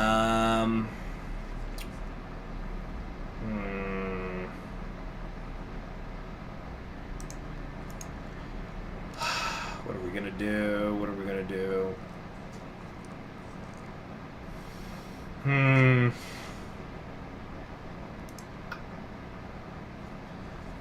Swordfish League of Women donation. The Swordfish League of Women have requested a private donation from the president. Oh my gosh. The most influential women's rights NGO, the Swordfish League of Women, is organizing a massive fundraising campaign to raise awareness in Swordfish society, and has reached out to us personally for private donations.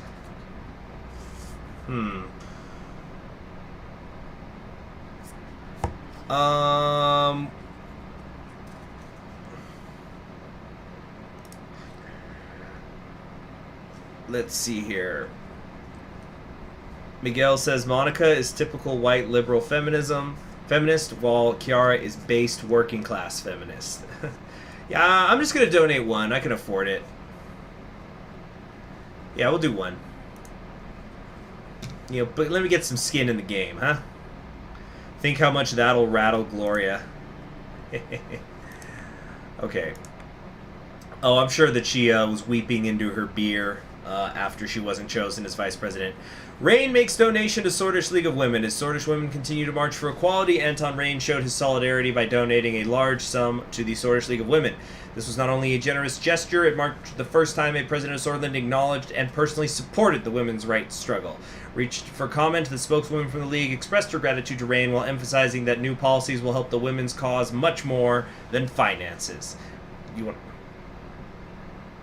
I wonder what the Radical has to say about this. I'm pushing for women's rights. Let's see how they're going to complain now. Anton Rain donates to support women. Will policies follow? Is it femme washing or the real deal? I don't even know what that means. President Rain made an unusually large out-of-pocket donation toward the Swordfish League of Women, but has yet to budge on women's rights policies.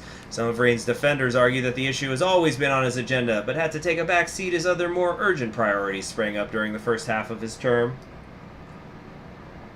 This donation could be an indication that they're right, or an empty gesture meant to placate them without angering Rain's conservative base. I just don't. Oh, Radical.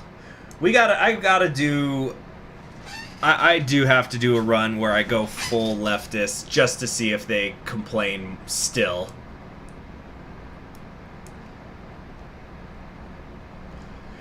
Oh, hold on. Oh, is this donating money? Yeah, we're running out of room. They need to make that side scroll bar a little bit bigger. Start of the day at the palace. It's a new day. Yes, it is. Lucy and I were on our way to the office. I was holding a mug of coffee in one hand and a folder of various documents in the other. As we turned a corner, Lucian spoke.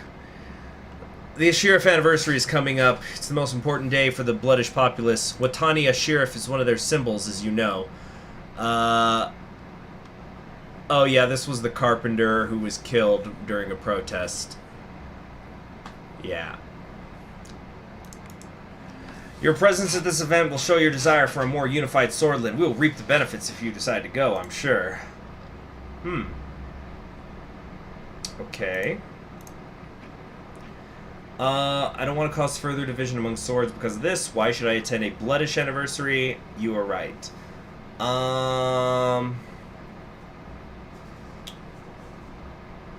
We're gonna say, why should I attend a bloodish anniversary? I want the answer. We send a clear message to the bloodish. Your president is with you. This will alleviate tensions. We rounded another corner to reach the last corridor, reading to my office. Lucien suddenly stopped in front of one of the doors. The plaque that had once said Vice President Peter Vector had been removed. The door was halfway open, and I could see a few workers moving boxes around the room. One of them saw us, bowed his head, and changed the name tag on the door to Vice President Lucien Gallade. Another handyman dropped a heavy-looking box on the desk. A crunching sound was heard from within. What's that? Be careful with that! Mr. President, this move requires my personal attention. We shall deal with the Ashraf matter later. Good luck! Thank you. I entered my office and asked Sylvia for a second cup of coffee to wake me up. What an old man. Another long day was waiting for me. Oh, okay, so we're not making a decision now. It's just kind of giving us a heads up. Lucien Gallade rises to the task. Known to be highly efficient and task-oriented individual who takes pride in honesty.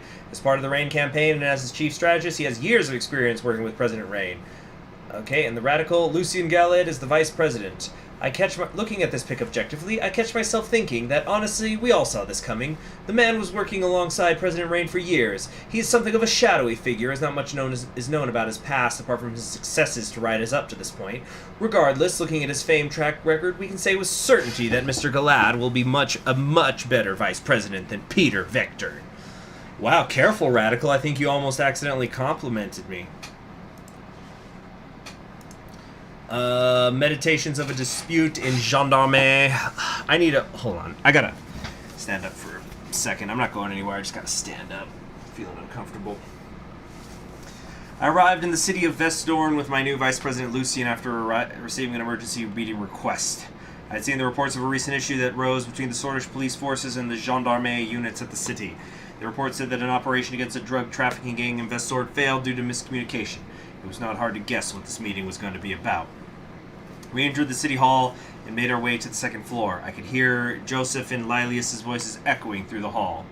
I opened the doors to the meeting room. The two ministers did not even realize. This is unacceptable! How dare the police meddle in the affairs of the gendarmerie? It was your men who started this ridiculousness and meddled with an ongoing police investigation. Their voices were getting louder and louder. Borough security is my jurisdiction, and your men will wait outside of Vestdorn.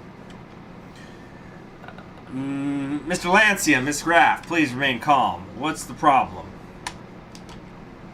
Mr. President, Mr. Vice President, apologies, but Miss Graff here fails to understand her place. No, Mr. Lancia, you are the one who does not understand his place. If you continue to do so, you will pay for it one day. That's enough. Calm down, both of you. Wait, what's going on here? Political overview. Oh, yeah. Yep, there's Lucien. Guys, can we have 10 Luciens by the end of the game? Let's look that up. I want that to be an achievement. I'm playing. Let's not do that. It's silly. Let's see. I'm trying really hard to stay calm, Mr. President. What's going on here? Miss Graff, you're pushing your boundaries. Alright. Joseph, let's hear your side of the story first. The Lieutenant General of the Grand Armée was tracking a drug trafficking ring in the countryside of Vestdorn. We immediately acted on it. Just when we were about to raid their hideout with live weapons, the police units arrived on scene and alerted the criminals.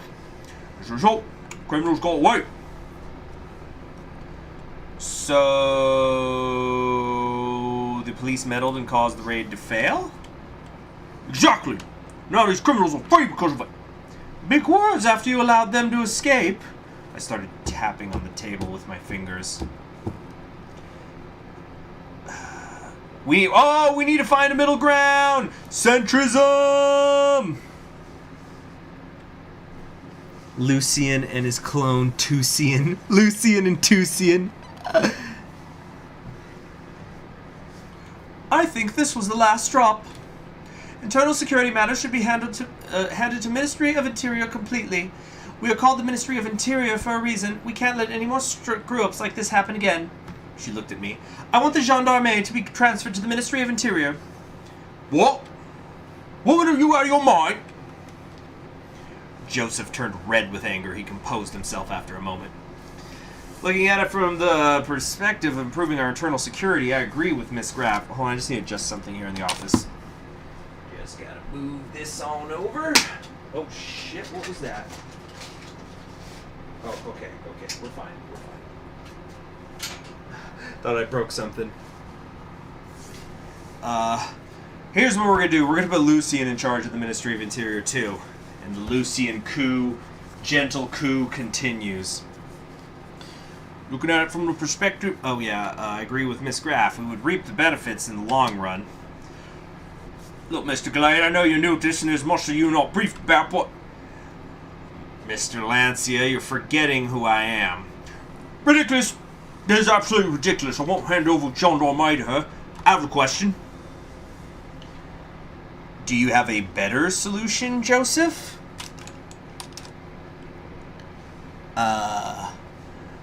Whenever operations overlap, we should engage at a lower rank with the local officers on both sides. We could work on establishing that, but it still doesn't change the wrong system that exists now. No matter what, we need to eliminate this gray area and modernize our internal security. Now I see what's going on here.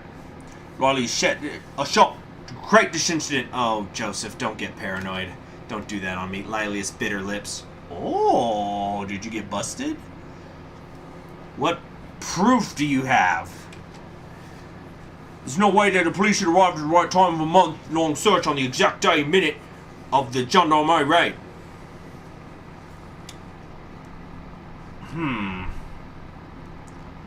This is a conspiracy. Hold on. Wait, did the police showing up alert the criminals earlier, or was it that the police actually squealed to the criminal? No, wait, no, that doesn't make sense. No. Never mind. Never mind.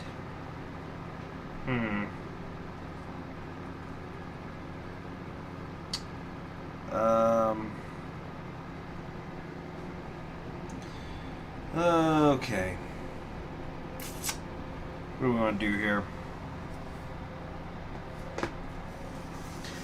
Le está, c'est moi, Lucian.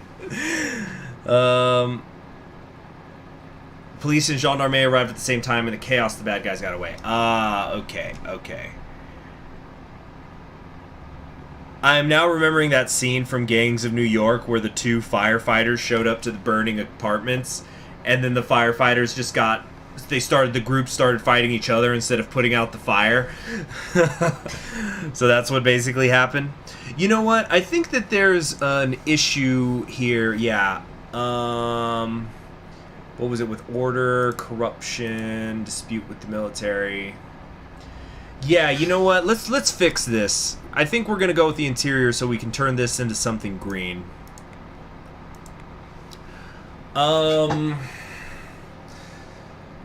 This is conspiracy theory territory. Oh, hey Tenbray. Oh, you've missed a lot. In fact, somebody catch Tenbray up. I'm gonna be right back. I'm gonna go get some water, and I just gotta stretch my legs. I'm feeling really stiff. Be right back.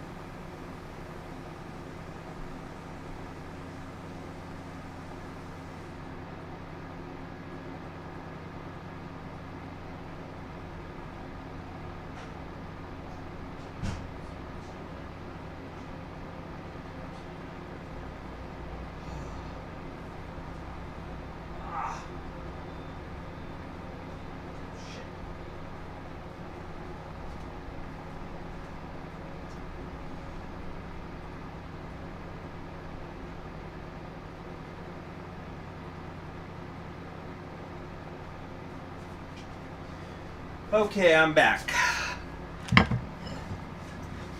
Let's see here. Okay. Yeah, so Lucian is our new vice president. I don't know if anybody got around to that.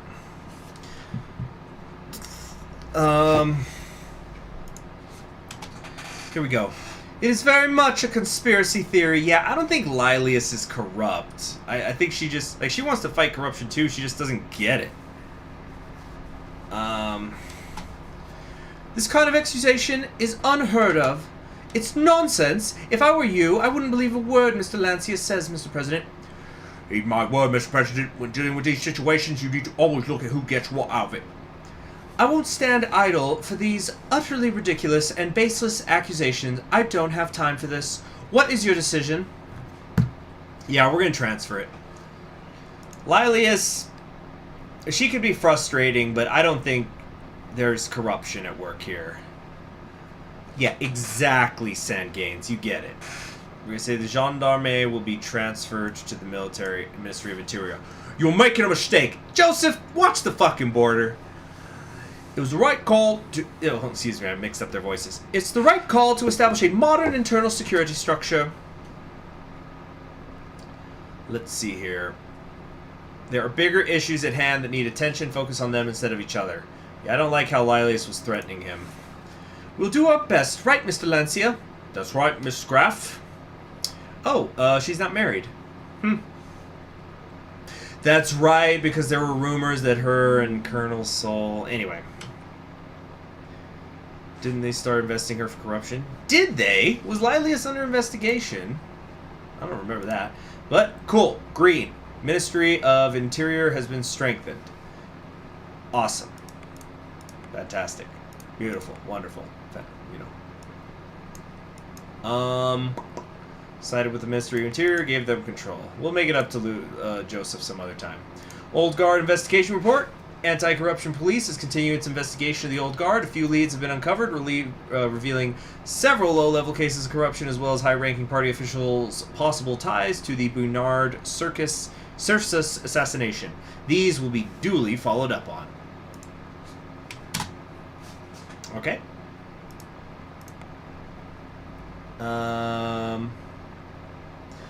No, Peter didn't go to jail. He just resigned. I think the idea is that she was a spy, but he was just stupid. if that makes sense. What do we want to do here? I had a meeting scheduled with Pascal. Hey, Pascal! To receive the annual healthcare report. Let's see how Polio's doing. He arrived in my office with stacks of paper underneath both arms. Mr. President! He put the mountain of papers on my desk. It made a loud thud sound. I know this seems like a lot. Reviewing it shouldn't take more than a day. He measured the pile again. Or maybe two. You know what, that's funny, but at the post office, for some things, we literally use a ruler to measure how much of it there is to determine how long it's going to take to deliver some stuff. So there are segments in like every mailman's cubicle, or at least at my station. I don't know if it's like this everywhere, but at least at the station I work at, where stuff will be piled, and there's a there's a marker with showing like the inches and centimeters and stuff, and then the managers will also come through and they'll measure it too to kind of determine, all right, how much does this person have assigned to them. Which is also, I think, it also kind of reminds me of a thing. I think that's what some Chinese emperors used to do, where there were some that they would assign themselves a certain amount of like not pounds, but the equivalent of pounds of paperwork to do a day. Stop talking about Maoist stuff. What are you talking about? Because I said China. Anyway, it shouldn't take more than a day, or maybe two. I thought you were a history student. Oh, no. I have not been going to university under these circumstances. Not while the Backstreet Boys reunion tour is running wild.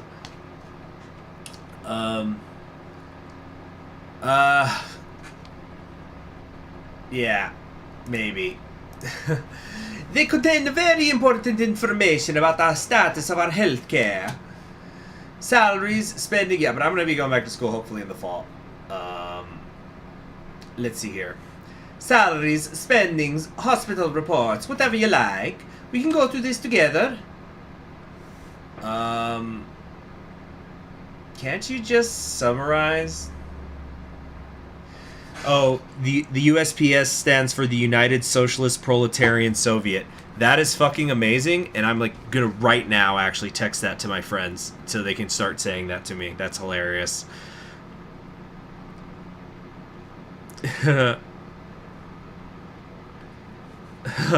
Anyway, but let's move on here. Let's ask him if he can summarize. Of course. I hear you keep mentioning the reunion tour. The Backstreet Boys reunion tour is the code word for something else happening that YouTube sometimes actually, ironically enough, demonetizes people for saying.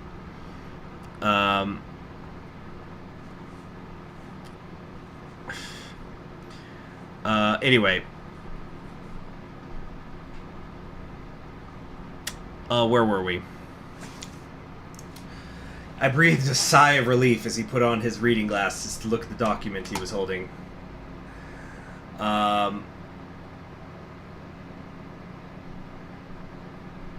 Let's see. What is it you said? Proletarian Soviet? Oh, man.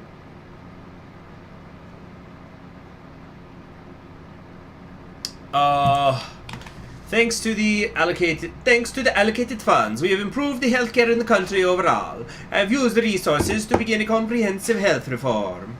We have more patients treated, less waiting times, and higher treatment quality than the years before. Awesome. That's great to hear. Thank you for your hard work, Pascal.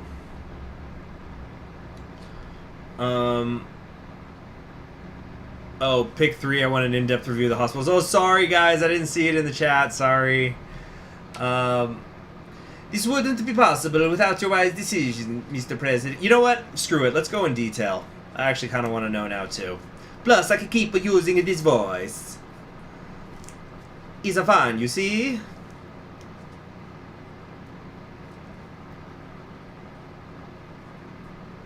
Come on, let's go. Load, load, load. Load, load, load. Load, load, load. Get loading now.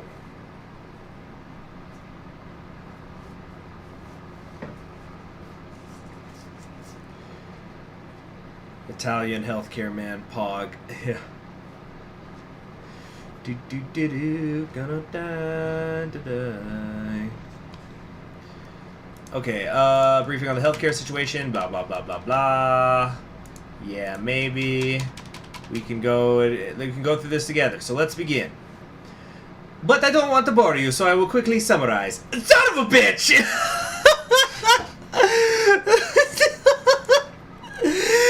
Oh, Pascal, you're funny. I'll kill you last. No, I'm kidding, I'm kidding. I breathe a sigh of relief. Okay. Thank you for the hard work, Pascal. This wouldn't be possible without your wise decision, Mr. President, so thank you. We are currently on the right path to challenge even Lesbia or Vogsland in the matter, but we are not there yet. However, give it a few more... I'm glad the chat's amused. However, give it a few more years, and we might even surpass them. No, Pascal, we will surpass them. Yes, we will! Moving on. Pascal skimmed the rest of the document before putting it down. The investments we poured into our rural healthcare facilities has paid off greatly. The quality of care increased due to the upgraded equipment, and we were able to hire more healthcare staff. Cool. Excellent. The people in the countryside deserve better health services. Yes, they have been neglected for a long time due to political reasons. Not anymore. All these efforts have resulted in a clear increase of quality in health services provided to our citizens.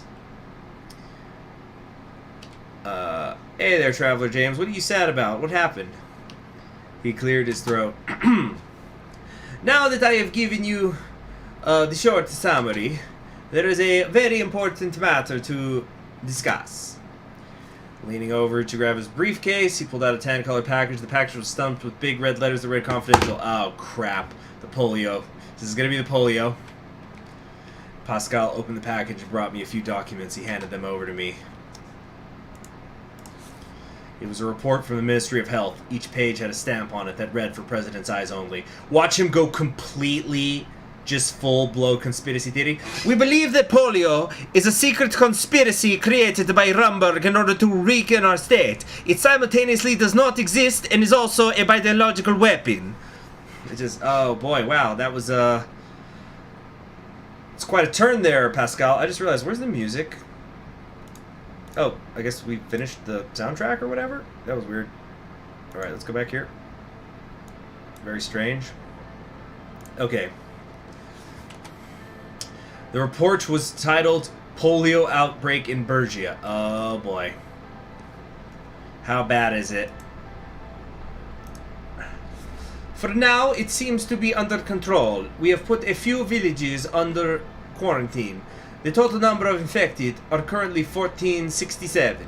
Death toll is at 23 so far. If we have more outbreaks, the result will be terrible. Thankfully, we have received the additional funding to our healthcare. This should curb the infection rate. Although, I am afraid even that might not be enough. This is a very serious matter, Mr. President. Lives of Swedish citizens are at stake. What can we do about it? We have done our research. There is a cure. A vaccination was recently invented in United Contana by a doctor, and the formula has been made available for free in the entire world. No matter what people think about United Contana, if the same thing happened in Arcasia, we would be paying the price for it.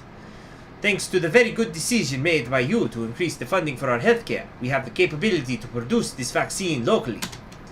But I'm afraid simply having the vaccines won't help. We need to make sure they are administered. We need to implement a nationwide mandatory polio vaccination policy. With your order, I can immediately get to work to ensure we are doing whatever it takes. What is this? Hold on. Oh my god, there's a bunch of stuff in the chat I didn't even see. Polio made by Rumberg. Polio is a Rumbergian capitalist communist bloodish conspiracy to undermine Swordland. Ask not Saddam for some of that nerve. Ask not Saddam for that nerve gas agents. Quantum biological weapons that are both a hoax and the greatest threat to Swordland at the same time. Anyway. This might seem excessive, however. It is absolutely necessary. Whatever it takes to protect Swordland, do it.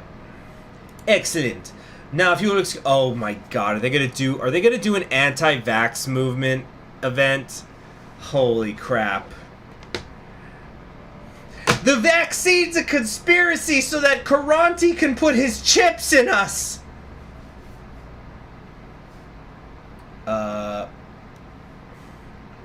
Let's see here. Oh, Rumberg. Yeah, Rumberg, because they're full of coomers! Anyway. Let's see here. He got up from his seat. Oh, we just got an achievement. Welfare state. What is that? Oh, what is that? Let's see what that is. Control F, welfare. Oh, it's a secret achievement. Okay. So we got welfare state. I don't know what qualified us for it, but we just got that. Nice. Cool. So, thank you for your time, Mr. President. He left my office, leaving me alone with a lot of paperwork to go through. Journal. Let's see here. To battle the polio spread, I approved a mandatory vaccination policy. Alright, what's going on over here? Read report from Mancria. Protests against gender equality in education. Most demonstrations appear to be centered in Anrica, with Mayor Curtin Leste's administration providing the protesters with permits and security staff. So this is where Swedish nationalism was born, basically. So we know it today. Fair Trade Commission has been established. It opened in Wholesword. Okay, cool. So did the radio. Yeah, the Supreme Council of Swedish Radio and Television has also started up. Seaport's been lagging a little bit. Is that just me? The Ministry of Health can now start new programs. Healthcare spending. There is a significant budget left in the Ministry of Health that we can spend on several different programs in order to improve healthcare in Swordland further. Funds could be used to create a medical scholarship, build a state-of-the-art medical school, give free eye tests, or dental care.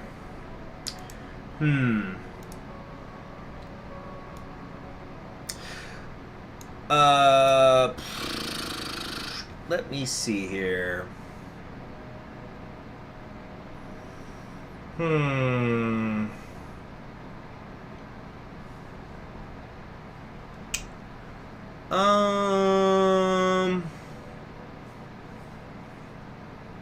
Can we vote on this measure?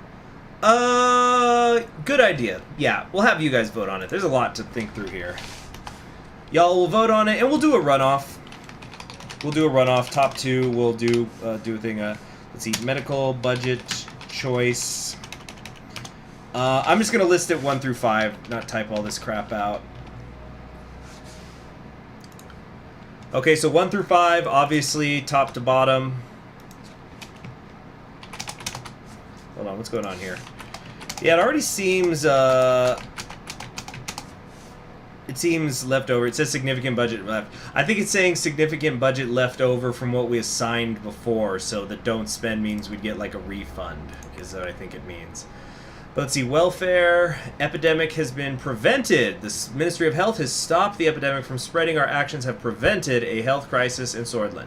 We have an active mandatory vaccine policy, switched to completely mandatory. Oh, sorry, I'm probably blocking the shit. Okay, there you go. So y'all vote. I opened the chat up. We'll vote for like 2 minutes-ish. Okay. Let's see. I'm very curious to see how this is going to go. And we'll do a runoff because there's 5 choices. It's a lot. So top 2, we'll re-vote on it unless something hits 50%. The medical school seems popular.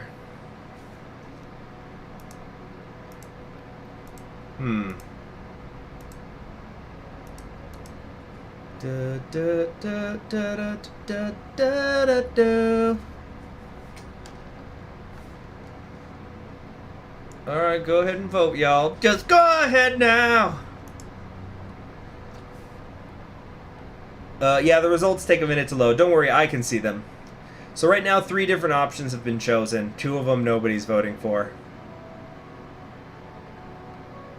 Huh.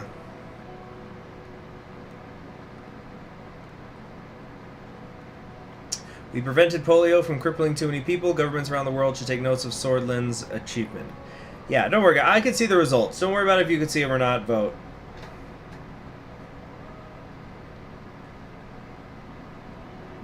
Dun, dun, dun, dun. Big brain Swordland. Yeah, it does. Right now, it's not looking like we're gonna get to 50%, but also less than half of you have voted so far. Unless it's just taking a minute for the votes to load for me. What is it, Caesar? Let's see here.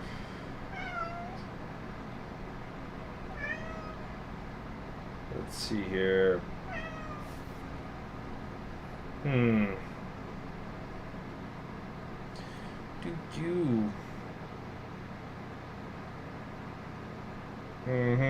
Okay, there we go. Now the results uploaded some more. Okay, well, it's been about 2 minutes, so I guess that's it. So, wow, it looks like we actually just straight up got 50%. We don't even need to do a runoff. So the winner is building the state-of-the-art medical school. That sounds cool. After we already sent Frank away to a different one. It's like, alright, now that Frank's on and isn't going to drag down the grade point average, let's build a medical school here. Alright. Hey, economy updated, y'all. We're in the green. Hold on. You know what that means. Hold on. Hold on. Hit it! The economy! Oh, yeah! Medical school and a big economy. Yeah, pop champagne, y'all. Where's the champagne emoji? I don't know how the emojis work. I'm trying to find it.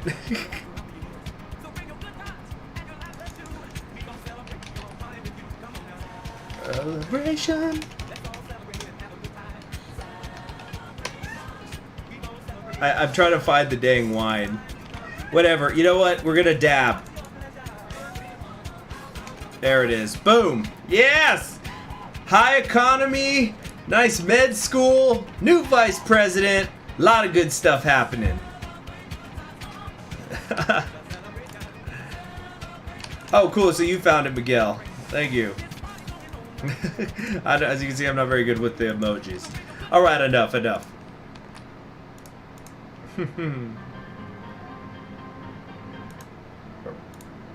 oh, it's on double speed again. Now, hold on. Alright. Back to work. Yep, the economy is saved. Pay no attention to the debt. Do we want to support the Ann Sheriff anniversary? A question to support and attend the Ann Sheriff anniversary. The Remembrance Rally of the Ann Sheriff anniversary is about to begin in Suzerain. The Bloodish movement is holding their largest rally yet to display their demands and strength. The administration go to Suzerain to support the event with or without an armored convoy or not attend at all. Jesus, an armored convoy? That doesn't look good.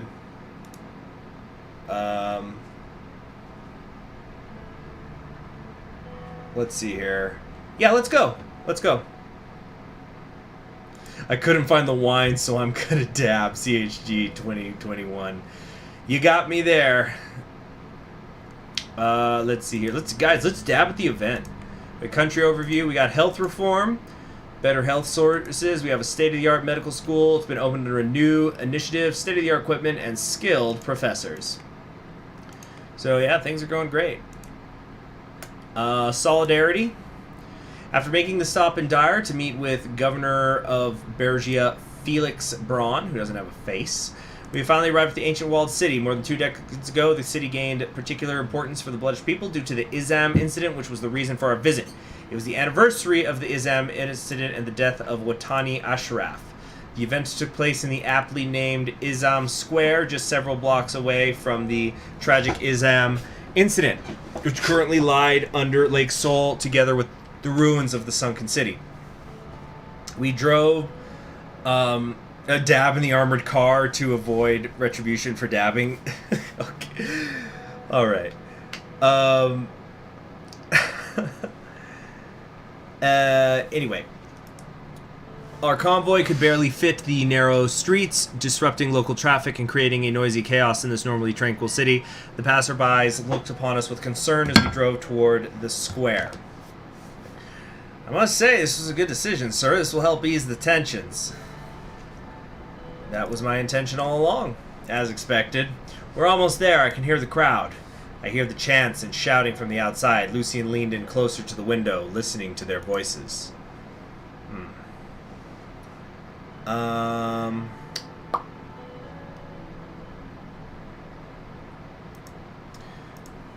They seem to be chanting Yolaka Bloodrat. I believe that means free Blodia and Bloodish or something of that sort. We approached the large crowd that assembled in the square. There were probably at least 10,000 people. Our vehicle came to a stop. Hold on a sec. What is this? Oh, I can pick emoji skin tones? I didn't know that was a thing. So if I did this... Oh no, that doesn't change the skin tone. What the heck is this YouTube talking about? Skin tone looks the same to me.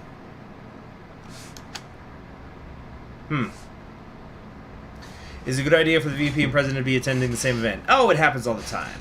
I'm sure we'll be fine. No, we're good. We're good. Okay. My driver exited the vehicle and opened the door for me. We were greeted by Mancio Lique. He wore a coat over his suit, which was marked with red and turquoise stripes of the Bloodish Movement's flag. He moved forward to greet us. How did I make this guy sound again?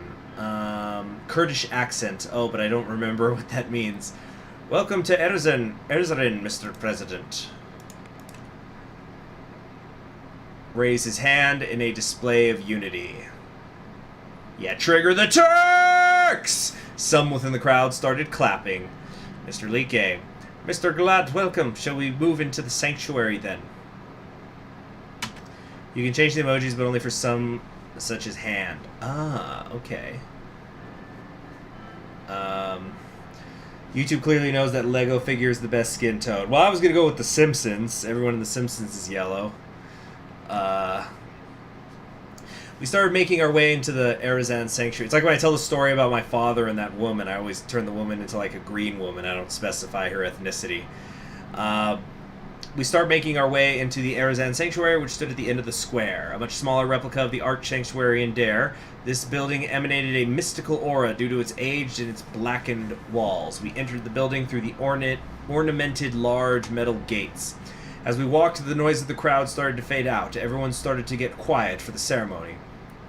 Thousands of candles were burning inside the sanctuary, one for each person that died in Izam. The red candle at the...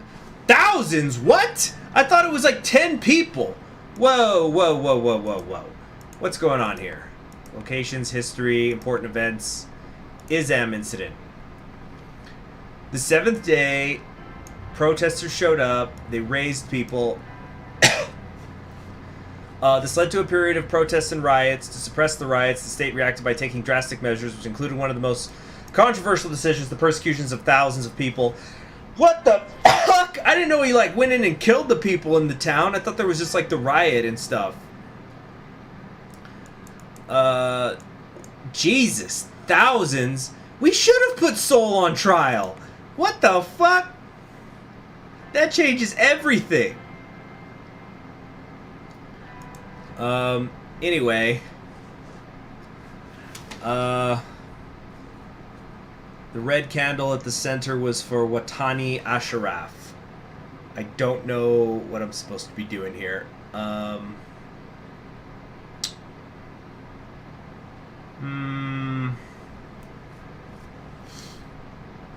Read your lore before making choices. I thought I had. I don't remember it being... maybe I just misunderstood it back then, but I'm sure that I've been reading this stuff. That's why the early episodes took so freaking long. Can't expect Nia to lay it out for you every time. Nia lays out nothing! Okay. I think what we're gonna do is... This scroll up, they mention what to do. What? I don't remember that. No, he didn't. There's nothing that says what candle I'm supposed to take. Free Blodia, red and turquoise stripes. Shall we move on? Mystical gates.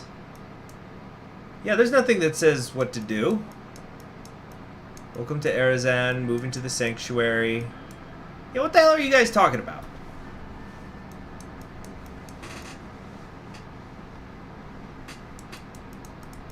Yeah, that's a different event. Anyway, let's pick up the red candle. Let's go in on... No, let's pick up... Taking the... Yeah, you know what, you're right, exactly, that I'm not bloodish, so I picked up the candle. I should pick a candle, because they are all citizens. I pick up a candle. I picked up the candle for Ashraf and started walking out. So I said don't pick up the red candle, just pick up any candle, and then I just picked up that one anyway? Okay. Oh man, has anybody ever seen the Pro ZD thing where he talks about making choices in RPG games and wherever it's something that, you know, the game has locked in for you, it doesn't really matter? You know what, I'm going to pull up the video so you guys can see what I'm talking about because I probably sound like a madman. Hold on.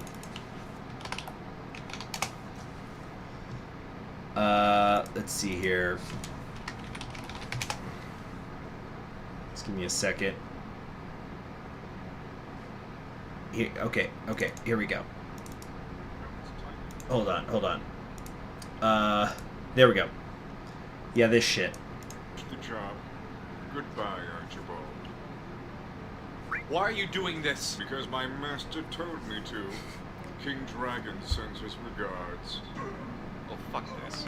Fuck this. Let's negotiate. No thanks. King Dragon sends... Where is Prince Horus? I don't know. King Dragon... It's a good thing I always carry 2 guns. So there you go. There you have it. That's what the game just did to me.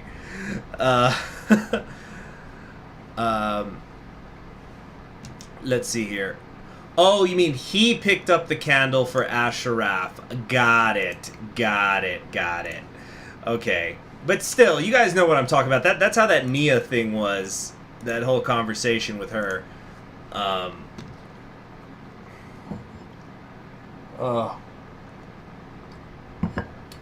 Let's see here. Oh wait, where's the music? Let me get that music back on. Let's see here. Suzerain, OST. We're gonna wrap it up after this event. It's gone on long enough today, guys. Let's see here. The crowd was completely silent. Oh, jeez. As we arrived, he pointed at a huge standing torch above the grave. Lucian didn't give me any instructions for this shit. Yeah, what the hell?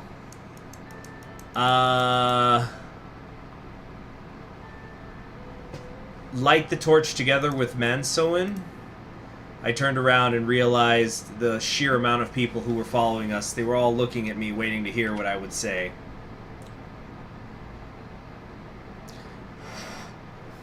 My fellow citizens,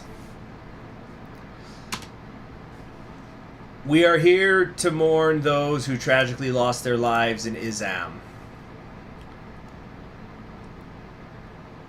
I condemn the events that led to the death of these lives. I share... Let's see, no. I assure you this administration will do its absolute best to mend the wounds. An old man from the crowd yelled, "He is right!" We must always stay together in the face of adversity, against all odds. Let's see here.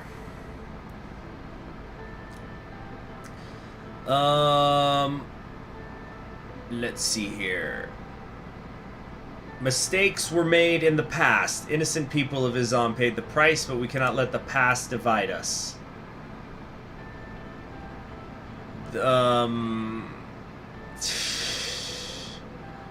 I need help from each and every one of you to make... no.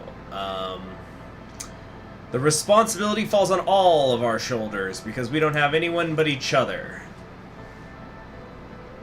Yolka Bloodrat. Oh, no, maybe not that far, but, because doesn't that imply we're for them breaking off from us? That'll kill me in the polls. It'll absolutely kill me. You know what? Let's take a quick poll. Are you with me? There was no reaction from the crowd, only silence. Manson leaned in closer to me. I must admit, Mr. President, that was a good speech. I hope the crowd thinks the same. I don't think so. Or just thank you.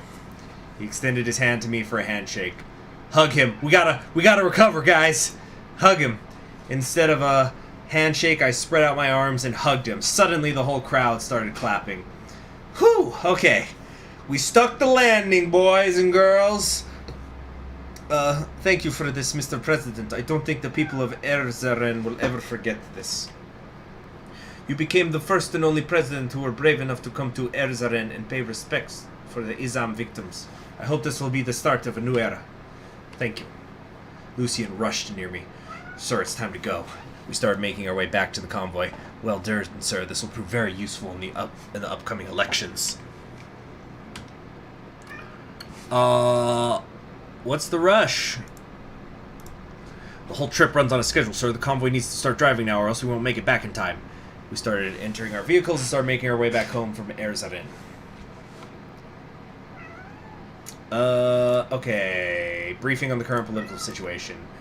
You know what? Let's do that so we know what's coming up. Oh, what's the Radical got to say? Brotherhood of the People. We hope his words don't just stay as words. Long live the Brotherhood of the People. Did the Radical get a new editor? They're not actively slamming me all the time.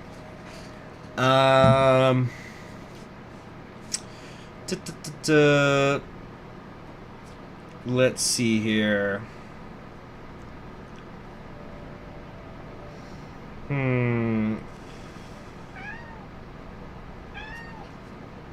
I think we're, you know what? No, we're gonna call it a day. It's been 2 hours. I've been streaming so much today. I gotta take a break. I'm Conquering History Games. Thank you very much for joining me. So hopefully we'll do some streaming tomorrow. Now, as a heads up, this upcoming week's schedule is a little bit up in the air right now. Not just work, but also personal. So even if I'm home, I may not exactly have time to stream. So we're going to try to stream tomorrow, but I'd say from... What day of the week is it? I would say starting Wednesday the 10th. Let's just go ahead and simplify it. Let's say from the 10th to the 20th. I don't really entirely know what's going to be going on. In fact, there's a possibility, not a guarantee, but there's even a possibility that there won't be streams for several days. Just as a heads up. Even I don't know what's happening. So just want to let you know. But thank you very much for joining me. Thank you for the super chat donations. Always appreciated. Always helps the channel keep running. I'm going to give Caesar some attention now. Don't worry. And I'll see you all around. Take care.